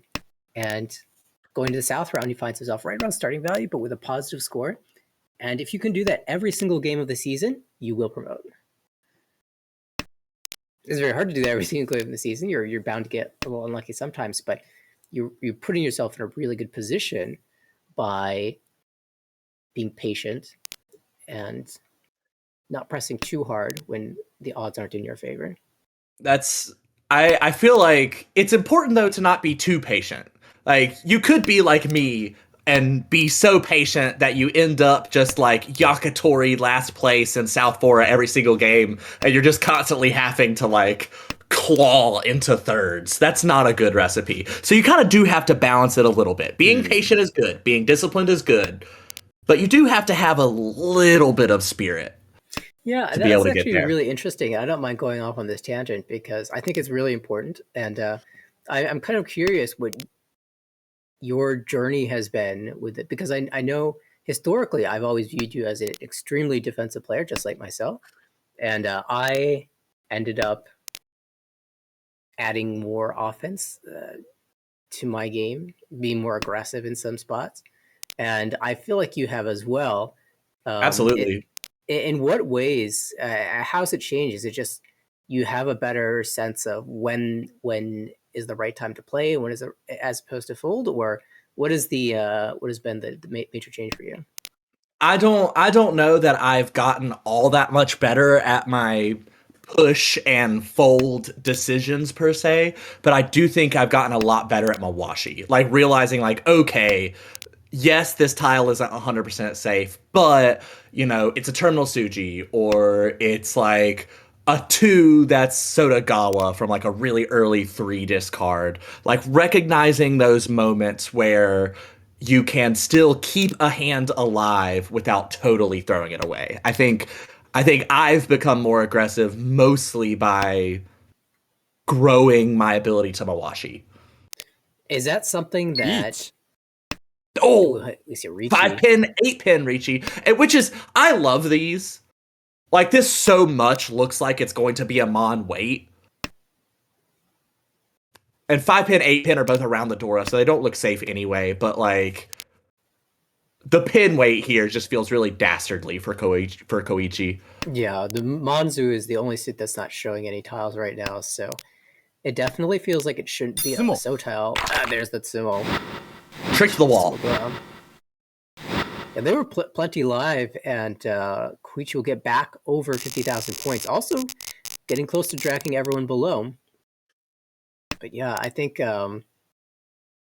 is that something that you specifically studied for, or is that just something that you gained through experience playing games?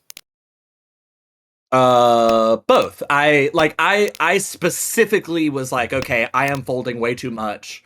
And my personality is such that like just straight up pushing is a lot harder for me to make myself do. So I was like, okay, the way I am going to be more aggressive is just by getting better at reading the table and getting better at figuring out when it is okay to slide like kind of the like more 50-50 tiles in. I worked at it very purposefully, but really the only way you can get better at reading the table is by gaining more experience. So I just kind of like I think I might have started like an alt account on like Mahjong Soul and just played a bunch of 3-player games that I didn't care about my rank in, and just like, okay, when I see these discards, what is in people's hand, and really focusing on developing while reading. I love it. Yeah, that's one of my favorite parts about Mahjong is all the clues that come out from people's hands and using those clues to decipher what's in their hand, how close they are to Tempai, how much value they have, and all that is information that you can use to make better decisions about your own hand. I'm still at a point where even with that information, I will I will say this is the right thing to do and then not do it anyway. But that's okay. At least I knew what the right thing to do was, even if I couldn't follow through. I mean, knowing is the first step. I mean, it's just like, all sports, all creative pursuits. It's always learn the rules first, and then you can start to break them and figure out what works for you. But you gotta have to know the rules before you start learning how to break them. Otherwise, you really are getting ahead of yourself. And I think you see a lot of people in like between like month 9 and month 15 of their Mahjong journey. That's where a lot of people live, I think, is where they've got a lot of the fundamentals, but they start pushing and like exploring the higher concept stuff before the fundamentals are really solid. And I mean, you kind of feel that like you go up and then you go down, and you go up and you go down. Yeah, it's very, But I very love common. this hand for Koichi. Yeah, absolutely. Needs to capitalize on door 2.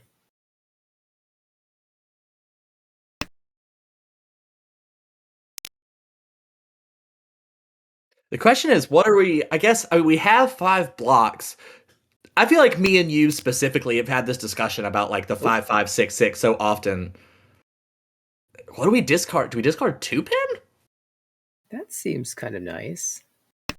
You can just play the Samanchan 6-mon directly, but it リーチ leaves us more options to start with the 2-pin, I think. This Richi's going to make things interesting. It's 2-mon, 5-mon, Richi Pinfu, Dora, Tanyao. And we're in a spot as the dealer where there's not a lot of information, so you might just push. Like you can try the 4 or 6. It just goes directly 6-mon. This is maximum acceptance here. Yeah, and I mean, リーチ totally fine. absolutely nothing in the hand was safe. So this is one of those situations where I feel like even I would have pushed the 6-mon. Now we have a Chi-Toy chase on the Genbutsu, not Genbut. God, I can't talk. On the 9-so that is in everyone's discard piles. It's safe to both the dealer and the Richi player, but there's only one. If it's drawn, it will come out. Will it be drawn? I mean, no one has it right now. So it is in the wall somewhere. Only 10 tiles remain. Koichi still Ishantem. When one goes through, most of the time. Quick count. Only 3-mon. So it's visible. We'll try the 4-pin instead. Nakasuji to both players. Well, actually, Genbutsu to Adam. Nakasuji to Thomason. And when we say Nakasuji, what we mean... Actually, that was 100% safe to both, the 4-pin was. Because the 4-pin had been discarded after... Yeah, there was a 4-pin in Adam's discard pile that was I after did see the Thomason's 7-pin that Richi. came immediately next to the 4-pin. I just missed the 4-pin itself. We've said Nakasuji a lot this broadcast and haven't defined it. For those who are not aware, Nakasuji is like a middle tile that looks safer because both of the Suji tiles, 3 above and 3 below, are out. So in this case, both Tony and Adam had the 1-pin and the 7-pin pass. So when Nathaniel said the 4-pin is Nakasuji to both, since the 1-pin and the 7-pin had been discarded from both hands, the 4-pin is a lot less likely to deal in. It still can, but less likely. If it hadn't been Genbutsu, which it also was, but... Genbutsu, I mean, when tiles come out, you don't need to think anymore. Let's see. 9 Sodora, Thompson dealer here in South 3, holding 1 end. This is a spot where you'd love to go on a dealer run. But if you can't, at the very least, you want to make sure that someone is below 30,000 points with you. If you're the only player below 30,000 points, you will lose an extra 5 points of Uba. Yeah, you definitely... You might play more defense towards Tony than you would against Adam, for example. Sure. If Adam wins the hand, okay, it's fine. If Tony wins the hand, you might be losing an extra 5,000 points on top of it. So here in South 3, critical swing round. Also in terms of placement, Tony's trying to get over 30,000 points, pretty close, but Koichi gets there first and has this beautiful Shabo. Wow, this 1-pin. I feel like I'd deal a 1-pin here. Eager he was to slam this Richi. Just instant, give me this 1-pin. And they're both walled. The 2's going to come out first. We're trying to make something happen, but will fall short. And, as you noted, doesn't really mind so much that the points went to Koichi. So here we are in all last. Once again, has 2 Chun. That's 2 hands in a row Thomason has had double Chun. Nothing came of it last time? Wow, this is a tricky one for Adam. You can't open. Where's the East? I thought we were supposed to get double East, or an East pair, I should say. There it is! There it is! We found it. I feel like you pulled that in Adam's hand. You're like, hey, where are you at? And the wall was like, oh, I'm so sorry. Here it is. And immediately, Tony also draws the final copy, so that should be coming up pretty soon. Oh, you would expect. Oh, and then the East is going to get called into Tenpai. But right no. now. Oh, but Tony's not going to discard the East yet because Tony's going for a half flush. Now, the East... It should come out soon. But the South is twice cut. So you're going to discard anything that's not a pin or an honor first. Then you're going to discard South. Right. So it could be a little bit before, according to Tony's luck. Oh, well. Okay, that's progress. So maybe the South first. No, we'll just drop the East. If that didn't come out, there's a good chance that Adam would have been able to reach it and then win off of that East. But We'll just get the open hand for 1500 here. A chance at that at least. Although 4-so, 7-so is not very live. Oh, I take it back. It's fine. Thomason had it.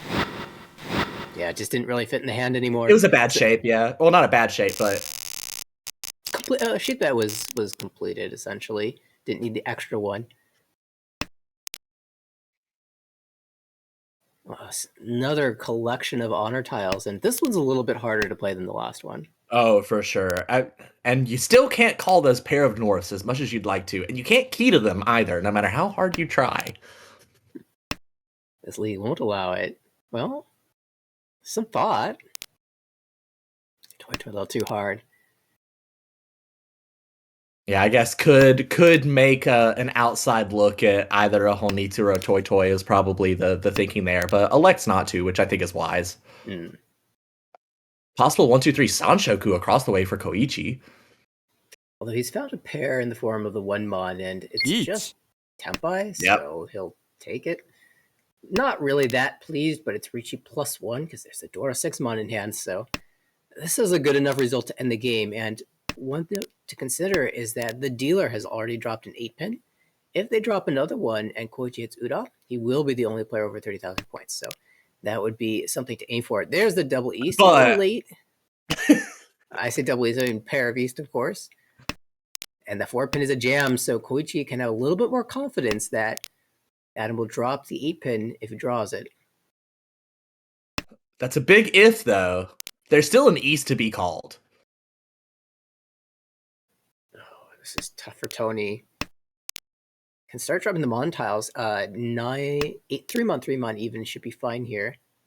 But 9-8-mon is a little bit safer route to get towards the Tempai here. Yeah, I like while I admire Adam, like, knowing that. I mean, even if he deals in, like, how likely is it to be a Mongon this early? I mean, especially once you've seen a Dora come out. But at the same time, the South really should have come out of our hand before Sumo. the more dangerous tiles did. But Koichi's just going to sumo. Yeah, was not going to be able to drag anyone else below 30k, but you'll happily accept the points. And Koichi, another big victory here. After, I believe this is going to complete the session, isn't it?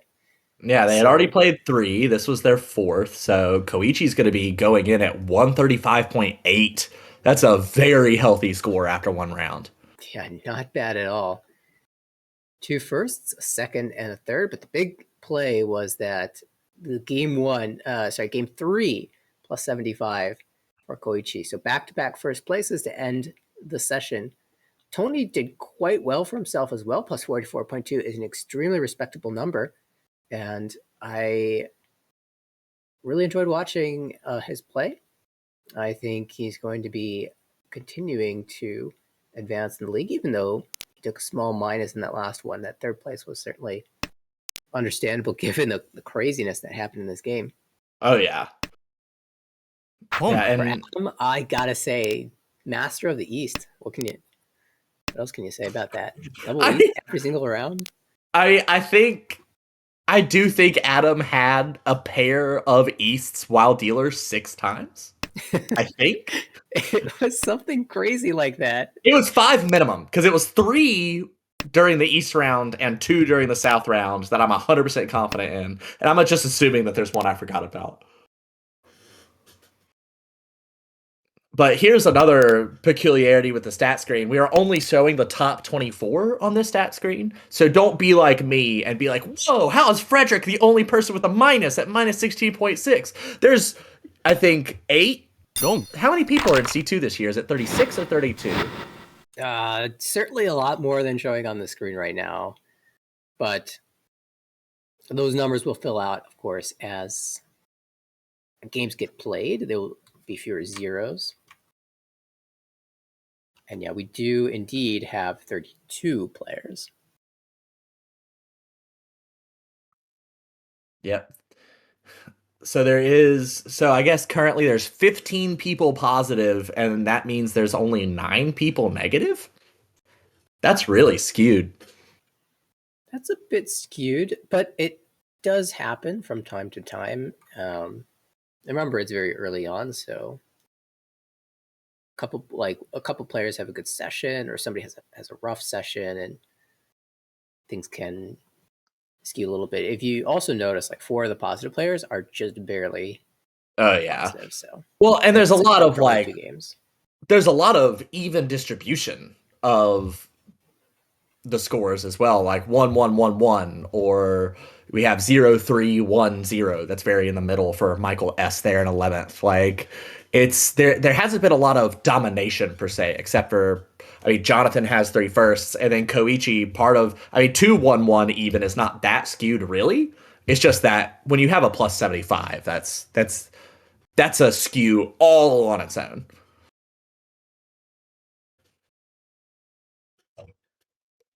And I think we're going to have one more game here.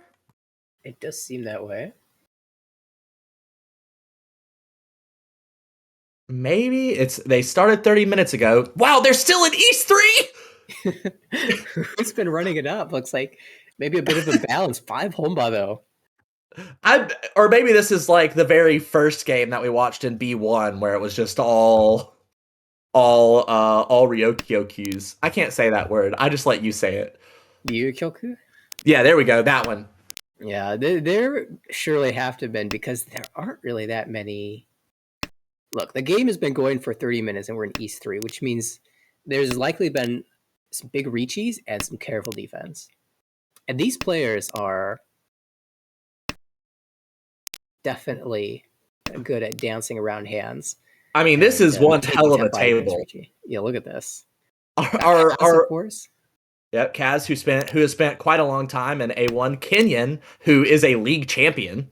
Noel, who was dominating the ARA Invitational to decide who went to WRC. I don't think Noel ended up having the top score, but she did still get to represent the US at WRC and kind of dominated that tournament. 3 players here represented the US at WRC, both Noel, Dennis, and Kenyon. Oh, I didn't realize that Dennis all played in WRC. And Dennis got the last second WRC slot.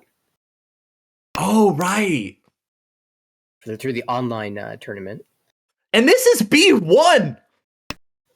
No. I thought this was an A2 matchup. No, this is B1, homie. Like that is where the ARML has gotten. Where in B1 we have tables with 3 WRC seats at it. Like, Dora 3 for Kenya, and she's just got a jam against this. The 6-month's not that bad, but this Hudi tensor, he's going to take the multi-sided weight and play the Forso. The 568 being the multi-sides. A lot of those are actually already gone. We see all of the 6-mon. We see only 2 5-mon, so there's 2 of those left on the wall, and then there's 1 8-mon in the wall. So 3 tiles left on the wall. Which, I mean, Dennis isn't doing much better, right? No tiles in the wall.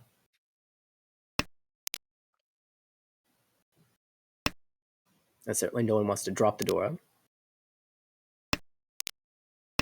We're not going to have a Kaz Tempai here, so we're not going to... If there's another repeat, it will be with a new dealer.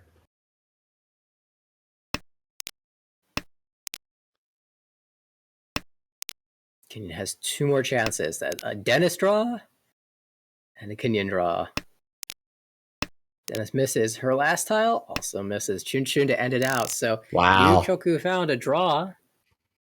Dennis and Kenyon both picking up 1,500 points. They just leave a reach stick in the middle to accompany 6 Homba. 6 Homba, 2,800 points in the middle. White Dragon Dora. And a beautiful hand for Noel. Nice central tiles. Now, here's the deal. If those were 6 Ricci sticks instead of 6 Homba, then I would be aiming to call us down for a quick Tanyo. Noel still might make that play, even though it's only 2,800 in the middle of the table.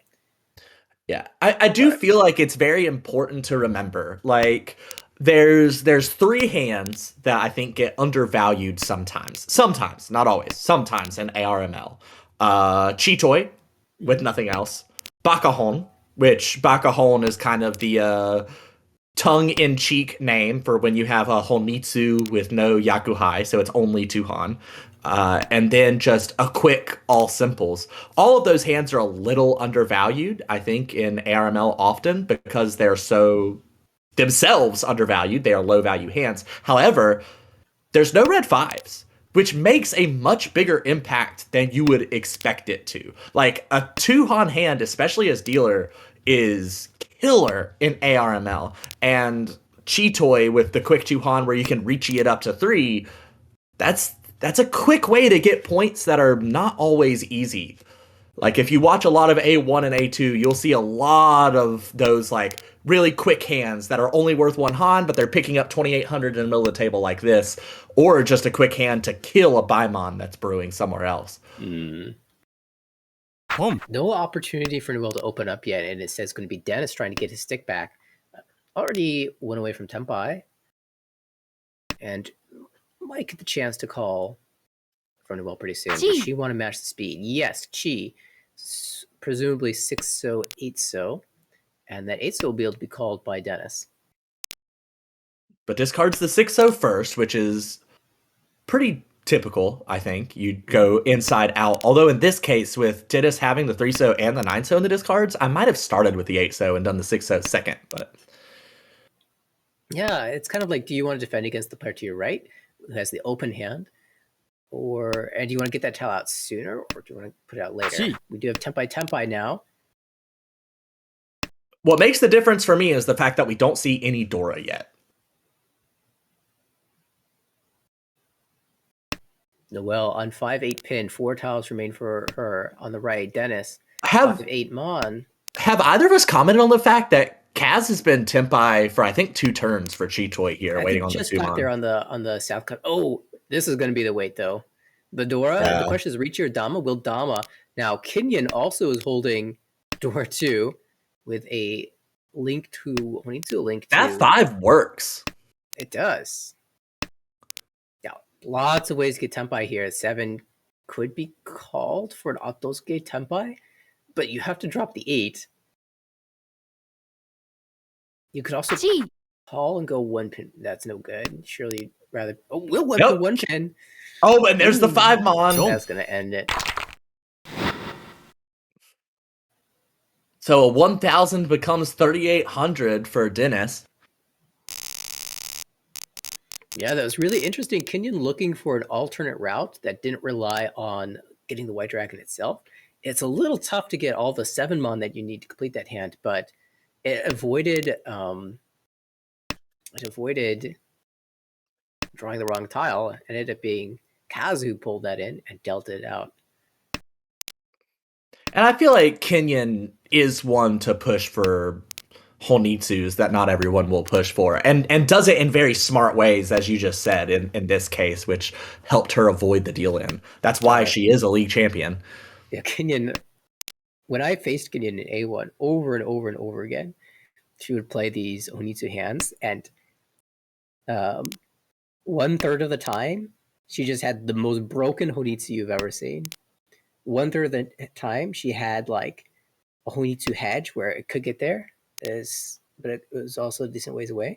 And 1/3 of the time, it was just so far away from Tempai, you didn't even need to consider it. You just never knew which one it was, which made it an incredibly powerful tool. She would open for a very clear Honitsu and be like, roll the die, 1 out of 3.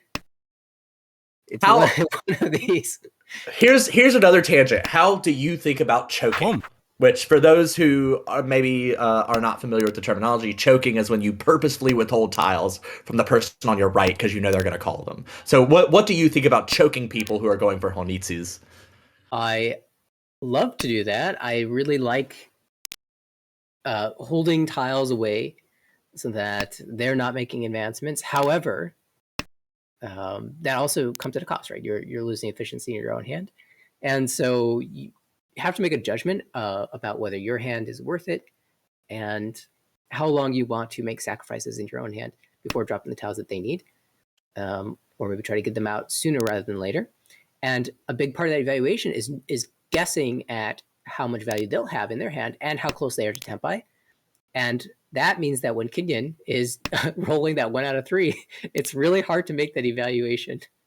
Ooh, チ Kenyon let's just sit now down. had perfect Ishanten, is going to get Tenpai, Richi Penfu, waiting 2 pin, 5 pin. Classic Rishi Pinshu. No Homba to collect, but it's okay. The door is hard to use, so it's a little bit less likely that you get chased by a monster hand. Interestingly, Kaz is the going to north, have a hard time playing around this. Kaz is open, but Kaz's tiles are really bad for playing defense. You almost have to call that, because if you don't win this, you're going to end up pushing stuff at some point.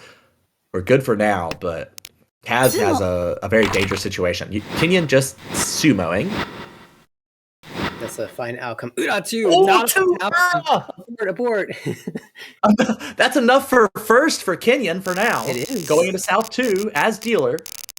Wow, the Uratu killer. That's also something I learned about Kenyon from playing against her. South round, Kenyon magic. She always gets what she needs at the end of the game. Oh, look at this.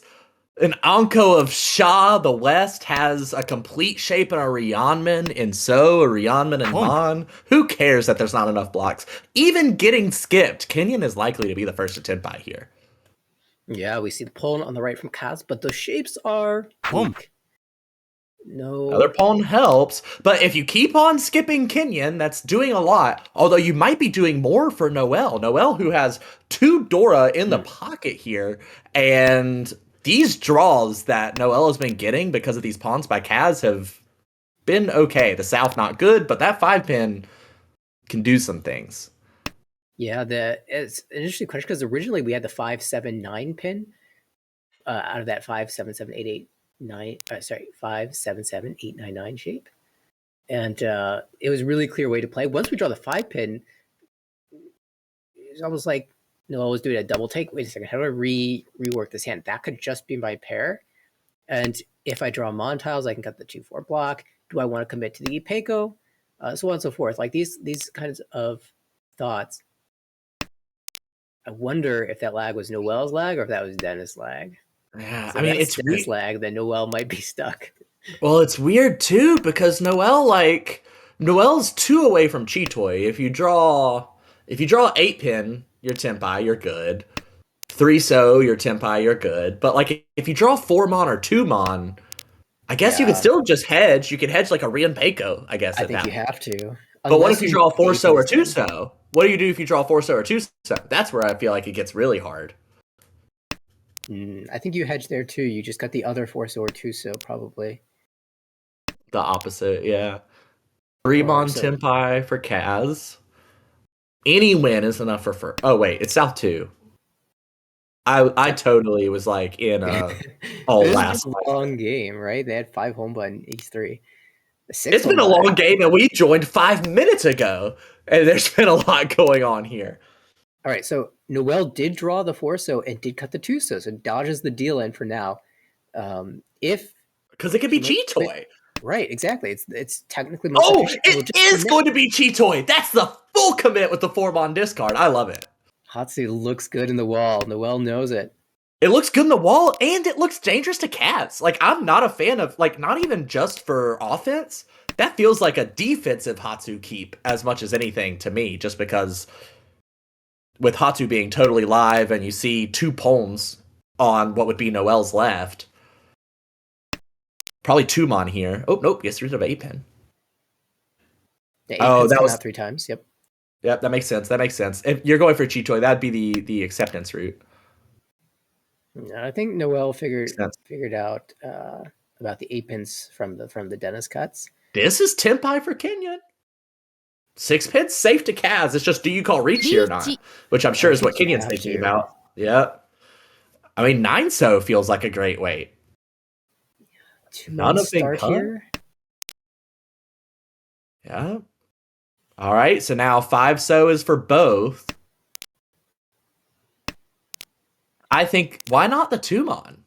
I think Noelle wanted to maybe target the 2 mon as a weight, but now it's come out 3 times, so yeah, it's hard to do that. Or 2 times, I should say.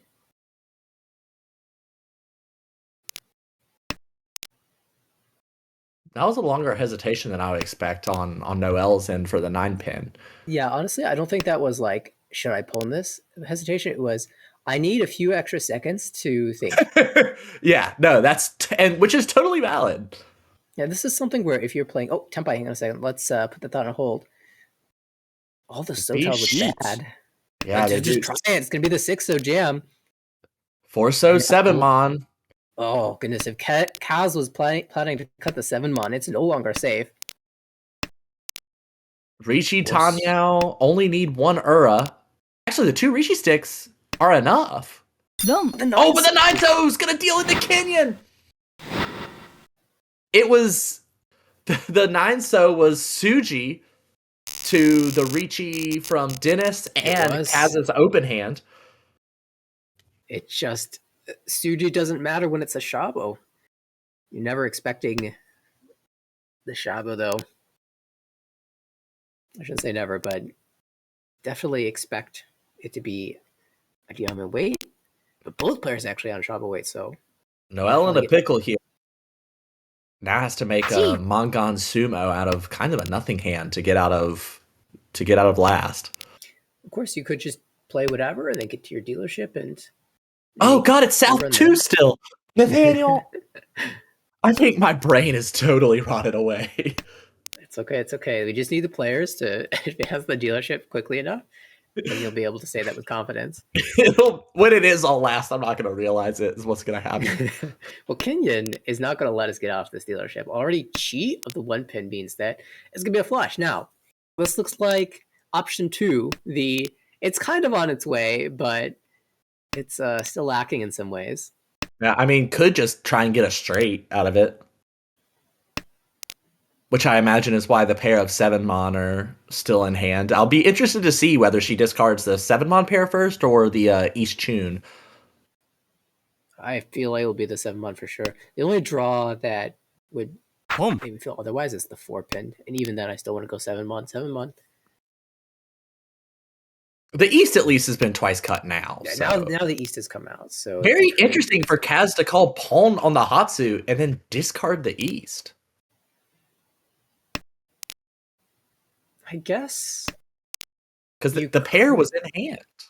Well, yeah, you could cut the 1-pin instead, as Dora, and you could cut the 5-pin instead. Maybe that was the option to keep the Sanchoku and the Dora alive. Yeah, because we're in a weird spot. You need 3 Han to get first place, and currently this is only 2. So you're probably right. Was probably trying to hedge. Well, but you couldn't get Sanshoku and the Dora, could you? Unless the 1-pin became your his dealership coming up, so. God! Every time you talk about the scoreline, I'm just going to shut you down. I'm absolutely losing it here. 2-pin, 5-pin, the wait for Kaz. It gives up on the Dora, but really the difference between 1 Han, 2 Han here isn't that big. And so he's just trying to end the dealership. If Kenyon wins this hand, it's going to be a lot harder for him to get first than if he wins 1,000 points. There it is. There's the 2. Yep, and 1,000 plus the 300 home, but perfectly okay for Kaz because you still have a dealership left. All right, swing round, South 3, positioning round. We'll see how the players position themselves before we get to the last one. Kaz at 3,000 Whoa! 3-pin good tile, 3-pin good tile. See how good this is for Noel. Double Richi Chitoi Dora 2. It's already a Hanuman. Instant Hanuman. Impossible! What? Double Richi Apatsu Sumo Chitoi Dora 2? I was half expecting that too. What on earth? So we said it was a positioning round, and Noelle had the hardest position to come back from. She says, you know what, I'll just double reach Ipatsumo Chitoi Dora 2, and now I'm in second place.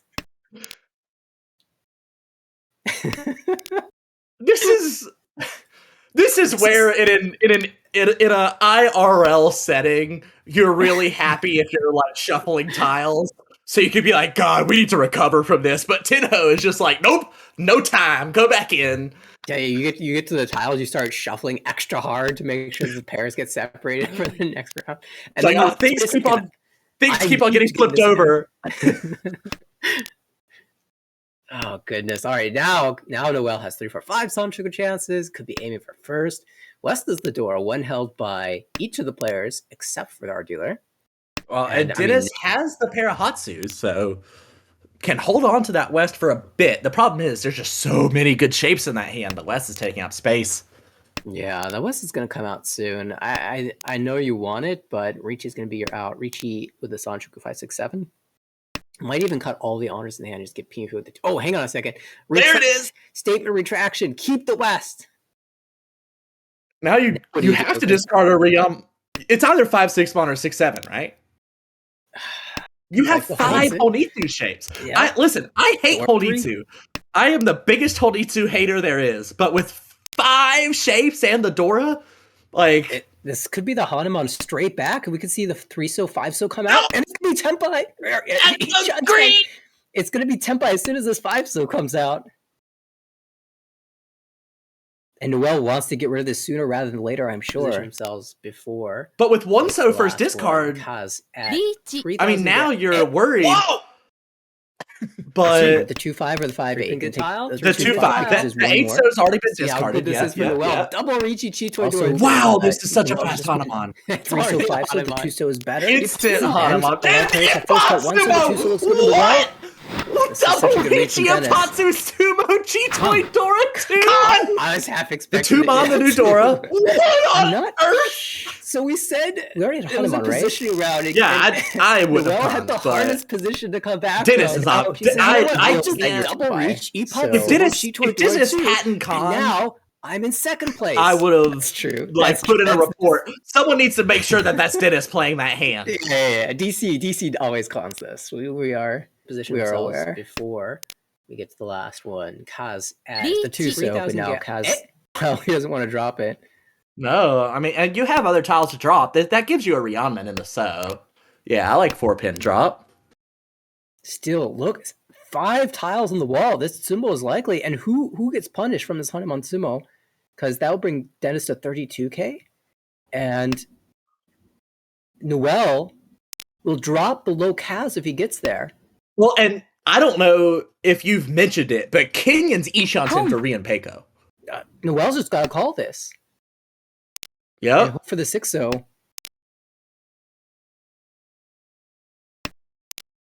There is one 6-so left. That's another dealing tile held by Kaz. Oh, this 2-so. Oh no, the 2-so. No, the 6-mon's going to come out first. The 4-so maybe, but never the 2-so. Opinion that 9-so will be held. There's another 5. That helps. That helps. Oh boy. All right, this allows you to win. You could go 5-pin, 4-pin. You could go 4-mon, 2-mon. You could play for this hand. I mean, you're pretty talented. I feel like 4-mon 2. Well, they discard 4-pin, 5-pin. Yeah, that's the safer route. Well, because Kaz is also in the position where Kaz really needs to be Tenpai. You can get Sanchoku here. You can get 2, 3, 4 cutting the 4-so. The problem is that Noel's holding all of the 3 pins. There's the 3-mon, though, will be held. 5-pin back. Dennis running out of tiles. There's still 3 tiles in the wall. Where are these 2-so? I mean, they were good in the wall. But there's only 10 tiles remaining. That's not it. Noel, I think, is leaving Tenpai on purpose. Could actually end up... Oh, there's a 2-so. Oh my god, is that a double? No, it's not. It's not. There was 1-so misses. It's going to be the Hanuman direct. Noel did so much work. But the chi from Kaz ended up giving the deal-in tile to Noel, who did not want to break Tenpai. And in the end, Dennis will come back into second place. What a ridiculous game. That was absolutely bonkers. I'm so glad we got to witness that. God, that 0.0 from Kaz. Perfectly balanced. Wow. All right, so what do we see? We saw that Epot's double reach Epot Sumo by Mon from Noel. followed by brilliant Honitsu from Dennis. And when all things are said and done, in this group, Noel still up top with 2 first places, and Kenyon as well in the positives, plus 27.5. This is Dennis and Kaz slightly negative. Kaz already having played 8 games, looks like he got some games in ahead of time. Oh wait, this is Ty's division. I keep thinking this is A2. All of these players are A2 players. I mean, really, there's several A1 players in here as well, but because of last season, it takes a little bit of getting used to the new divisions. You know, we always talk about how A1 and A2 kind of feel like the same division sometimes. We might need to add another division. B1, this might be A1. This might be the new A1. If you look at only the players that are in this division that have been members of A1, but then you also consider some A2 regulars and some of the players that are climbing, like they're on their way to A1. Players like Cliff, who is a whole player, Max, Jesse, Jerry, Mohan. I think this is Joe from A1, Haru from A1, Noel and Kenyon, of course. Ty's on his way up. Kate's been in A2. Anya's on the climb as well, as is always the case. Like, this division is stacked. I missed the chance to commentate on the pregame show, but if I had, this division is stacked.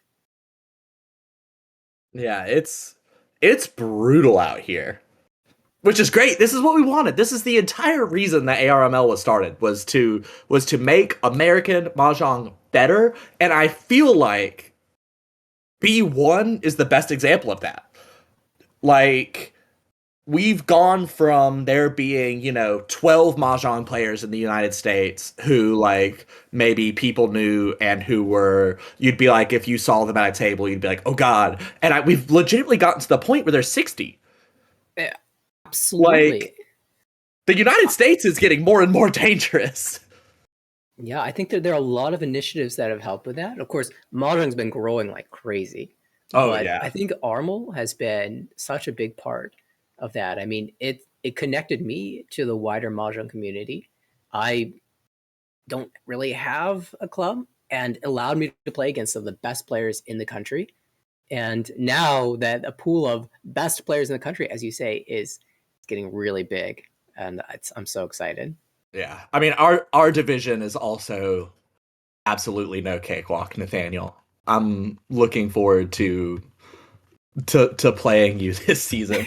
It's been a very long time. My first table, I was like, oh God, what am I starting with? Because I believe my first table is still is. We have to play our next games, but Aaron, Lucas, and who else was at my table? I just don't have my table up. So far, the names that I've heard: Aaron, former A1, Lucas, of course, was just playing an A1 with me last season. It's just ridiculous. Oh, Jonathan, who's been in A1, yeah, many times. Yeah, A1. I was like, everyone at this table's been in A1 at some point. Yeah, I think you're gonna find that that's true for the majority of players. Honestly, 1, 2, 3, 4, 7. I think you're right. There's 2/3 of A2 has been an A1. Yeah. It might as well be A1. And honestly, because A1 is a smaller division now, there might be a higher percentage of A1 players in A2 than fresh faces, like veteran players in A1. I'm not 100% sure. I'm sure that's slightly inaccurate, but it certainly feels that way. But I believe it's been a really long stream. I don't know if I can continue going. I've got a family to get to, a dog, a wife. A good run. I mean, that would be an excellent game to end on if we chose to do.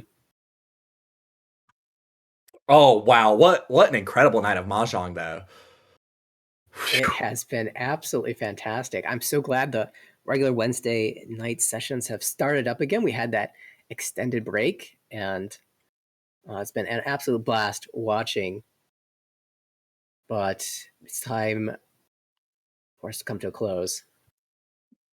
Yeah, and don't forget you can follow us at American Ricci on Twitter. That'll help you know when streams are coming. You can go to AmericanRicci.org if you would like to sign up to be a future member of the league. If you get in early, sometimes people drop out mid-season, and we need subs. And often subs will be pulled from people who have signed up for the next season. So, even though we're very far off from the next season, there's still reason that to go sign up now. And of course, at this point, we have, hold on, let me check. 3,400,579,367,000 hours of content on the YouTube channel of like all mostly English Mahjong commentary. So it's a great way to learn the game and to see more of it. So you can go to tinyurl.com/ARMLYT, subscribe to us there as well. Any closing thoughts from you, Nathaniel? Just that if you want to hear why we call Suji tiles the numpad tiles, tune in next week. All right, everyone have a wonderful night. Thank you again to Ty for running the broadcast in the back, especially with Nathaniel having been sick last week, and Nathaniel actually getting to commentate without thinking about directing at the same time. Huge shout out to Ty. So thankful that Ty exists. But we hope that you all enjoyed these Mahjong games as much as we did. We will see you next week. Have a wonderful night.